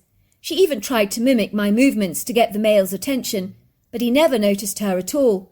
He kept just staring at me with besotted, wide, adoring eyes, as if I was the most beguiling, fetching, beautiful thing that he'd ever seen in his entire life. He was fixated and enamoured by me, like you might be over a great work of art hanging on your wall. On one occasion he came up to me and actually touched my skin with such awe, and he would make this "ooh" sound, as if he was so impressed and bedazzled by my hairless skin. And the little one, how did it react to you? It was fascinated and curious by me, and terribly, terribly cute, I might add, just like any child that's curious. He always wanted to play and tried to engage in all kinds of games with me, using pine cones, acorns, pebbles, animal teeth and stuff like that. Before long I got the hang of some of those games, and I enjoyed playing with the little one, as he was as bright as a button and very clever. How did these creatures communicate? I asked. Well, they're very intelligent. I can assure you of that, Sheriff. They possess human-like emotions and are poignantly expressive. They also use their body language, reenactments and hand gestures to complement their speech. The animated language sounds like a lively, high-pitched monkey chatter, but the words that are spoken are usually fast and earnest, and the creatures are very garrulous. They talk a lot, backwards and forwards all the time to each other. You can tell by their auditory tone whether they're cross or happy, like you can with a human being. If they raise their pitch very high, they may be overexcited, or possibly exceedingly angry. But a medium pitch is conversational. Did the female communicate with you at all? No, not at first. She was reticent, self-effacing and very evasive, but she did begin to rant and rave at the male to express her extreme indignation for bringing me into the cave. At first she threw pine cones at him in her rage, and the little youngling began to join in, thinking it was all a wonderful, exciting game. He really enjoyed throwing stuff at his father and was chattering away happily. It was like the cave had become hit with an avalanche of pine cones. The female did not treat the male nicely at all while I was there, because she was not at all happy with my presence. I can't say I blame her. I remember she definitely threw a squirrel carcass for him to eat, but he didn't seem to care about her insolent tantrums and just chose to ignore her. I think he was an easy-going critter, not predisposed to losing his temper or getting flustered or upset easily. All the critters had very different personalities, and the male was actually rather a benign, benevolent and quite a likeable fellow, which sounds incongruous to describe an abductor like that, but he was. I think he was a headstrong fellow that literally went after what he wanted and decided he wanted me, and it was as simple as that. "Did you manage to sleep in that cave comfortably?" I asked. "Quite easily, actually. Funny enough, it was more cosy than a tent with a sleeping bag. I did sleep incredibly well, but I was so desperate to escape, as I wanted to return to Bob. But with the stone blocking the entrance to the cave, there was no chance of running away, as the male was so determined to keep me as a possession, like a work of art that you want to admire, or like a prize pet that you love. I have to say that he never made any amorous advances towards me, which was a monumental relief as far as I was concerned. I didn't realise just how eager the female was to actually see the back of me, and so one day after the male had gone off with the youngling, the female rolled back the stone and indicated for me to follow her. I remember, Sheriff, my heart was literally doing flip-flops. I was so excited. But when I looked out of the cave, I was bitterly disappointed. I knew it was physically impossible and daunting for me to escape. It was treacherous terrain out there. The female was encouraging me to leave, as if she assumed I was capable of accessing that steep, rugged terrain on my own. Finally, she seemed to realise my plight, and reluctantly she threw me over her shoulders and ran down the steep rocky elevation with me on her back. She headed towards the nearest human habitation, and that was how I managed to escape. As you can imagine, Bob was so pleased to have his wife back, and he sent her to stay with his sister, who lived further afield, while he sold up his farm and bought another farm further away. He was very concerned his wife would be abducted again by the fixated critter, and his wife did not want him to kill him, because she said that they were so human-like. I knew the woman's account was indeed truthful, but she begged me not to tell anyone what had happened to her, and to say that she had got lost in the woods after sustaining a blow to her head, and subsequently becoming confused and disorientated until I found her. I reluctantly agreed to this request because, quite frankly, I didn't like the idea of filing such an erroneous and credulous account on my police report that might ultimately undermine my credibility as sheriff. Over my years of being a deputy sheriff and finally becoming a sheriff, I did receive many reports of erroneous encounters with these hairy men of the woods. Most of the encounters were benign, although the witnesses in these cases were terrified and unnerved by the encounter, given the size of the critter, while others were intrigued. They were even excited and enthralled by what they'd observed, and longed for another sighting of the creature. Another case I vividly remember was when a young man told me in the strictest of confidence that his father had been attacked and killed by a very dangerous beast during a hunt that most certainly wasn't a bear. This was the story he shared with me, on the strict condition that it remained a secret knowledge between just the two of us. But now, with all these years gone by, I don't think he'll mind me sharing his story, as long as he remains anonymous. Well, my dad and I decided to go squirrel hunting, but when we entered the woods, something didn't feel right, he told me. I can't explain it, but I really had a chill running down my spine, and my hair was standing on edge. The forest that is normally alive with birdsong was deathly quiet, so much so that you could hear a pin drop, and there was an unpleasant smell lingering in the air that rather reminded me of a dead animal, that kept perforating my nostrils and burning my eyes. I also had this disturbing, unsettling feeling that we weren't alone and that something was stalking us. My father had no sense of smell at the time, so he never discerned anything at all, and when I expressed my misgivings and suggested that we should call it a day, my dad thought I was overreacting. He never scares easily, and is impulsive and headstrong at the very best of times, and so that I knew persuading him to abandon our hunt was not going to wash well with him at all. After we'd taken down a couple of squirrels, I began to feel this terrible anxiety. I really sensed we were in terrible danger, and that was when we heard the sounds of something bipedal, very, very heavy and powerful, moving towards us in the brush, that sounded rather like a rhino in the thicket. My father wanted to scare it off, and fired a round of shots, hoping to frighten it away, but I think that may have been his greatest undoing. The next thing I knew was we heard this almighty scream that was so terrifying I began to hyperventilate, and I ran to a tree to calm myself down and take some slow breaths, while my father was shouting, "Run, son, run!" But I just couldn't run. I was incapacitated by fear, so I just hid behind the tree. The next thing I know is this monstrous black critter came charging through the undergrowth like a steam train on full throttle. and he pounced upon my father. "What did this critter look like?" I asked. "Blacker than a raven, sir. The darkest long shaggy hair that you've ever seen, and the meanest looking face. It had a cone-shaped head and body that was so massive that he was built like an army tank. The only way to describe him was that he had the look of an ape and a man merged together. I've no idea what he was, but if you told me that he emerged from the pit of hell, I would have believed you, sir." The critter pounced on my dad, holding him on the ground and straddling him under his very powerful buttocks over his lung area, which immediately suffocated and crushed him within a second or so. When the critter let go of my dad, he seemed genuinely surprised and disappointed that my dad was dead. It was as if he was trying to teach him a lesson. I doubt he even knew the power of his monstrous weight, so I'm not sure if he actually intended to kill my dad or not. But I do know that he was furious at being shot at.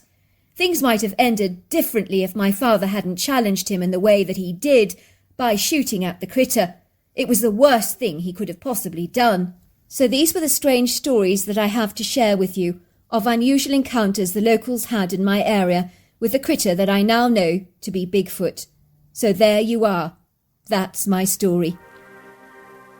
Well, hello there. I hope you enjoyed the Omnibus edition. We've got many more coming our way for you to listen to.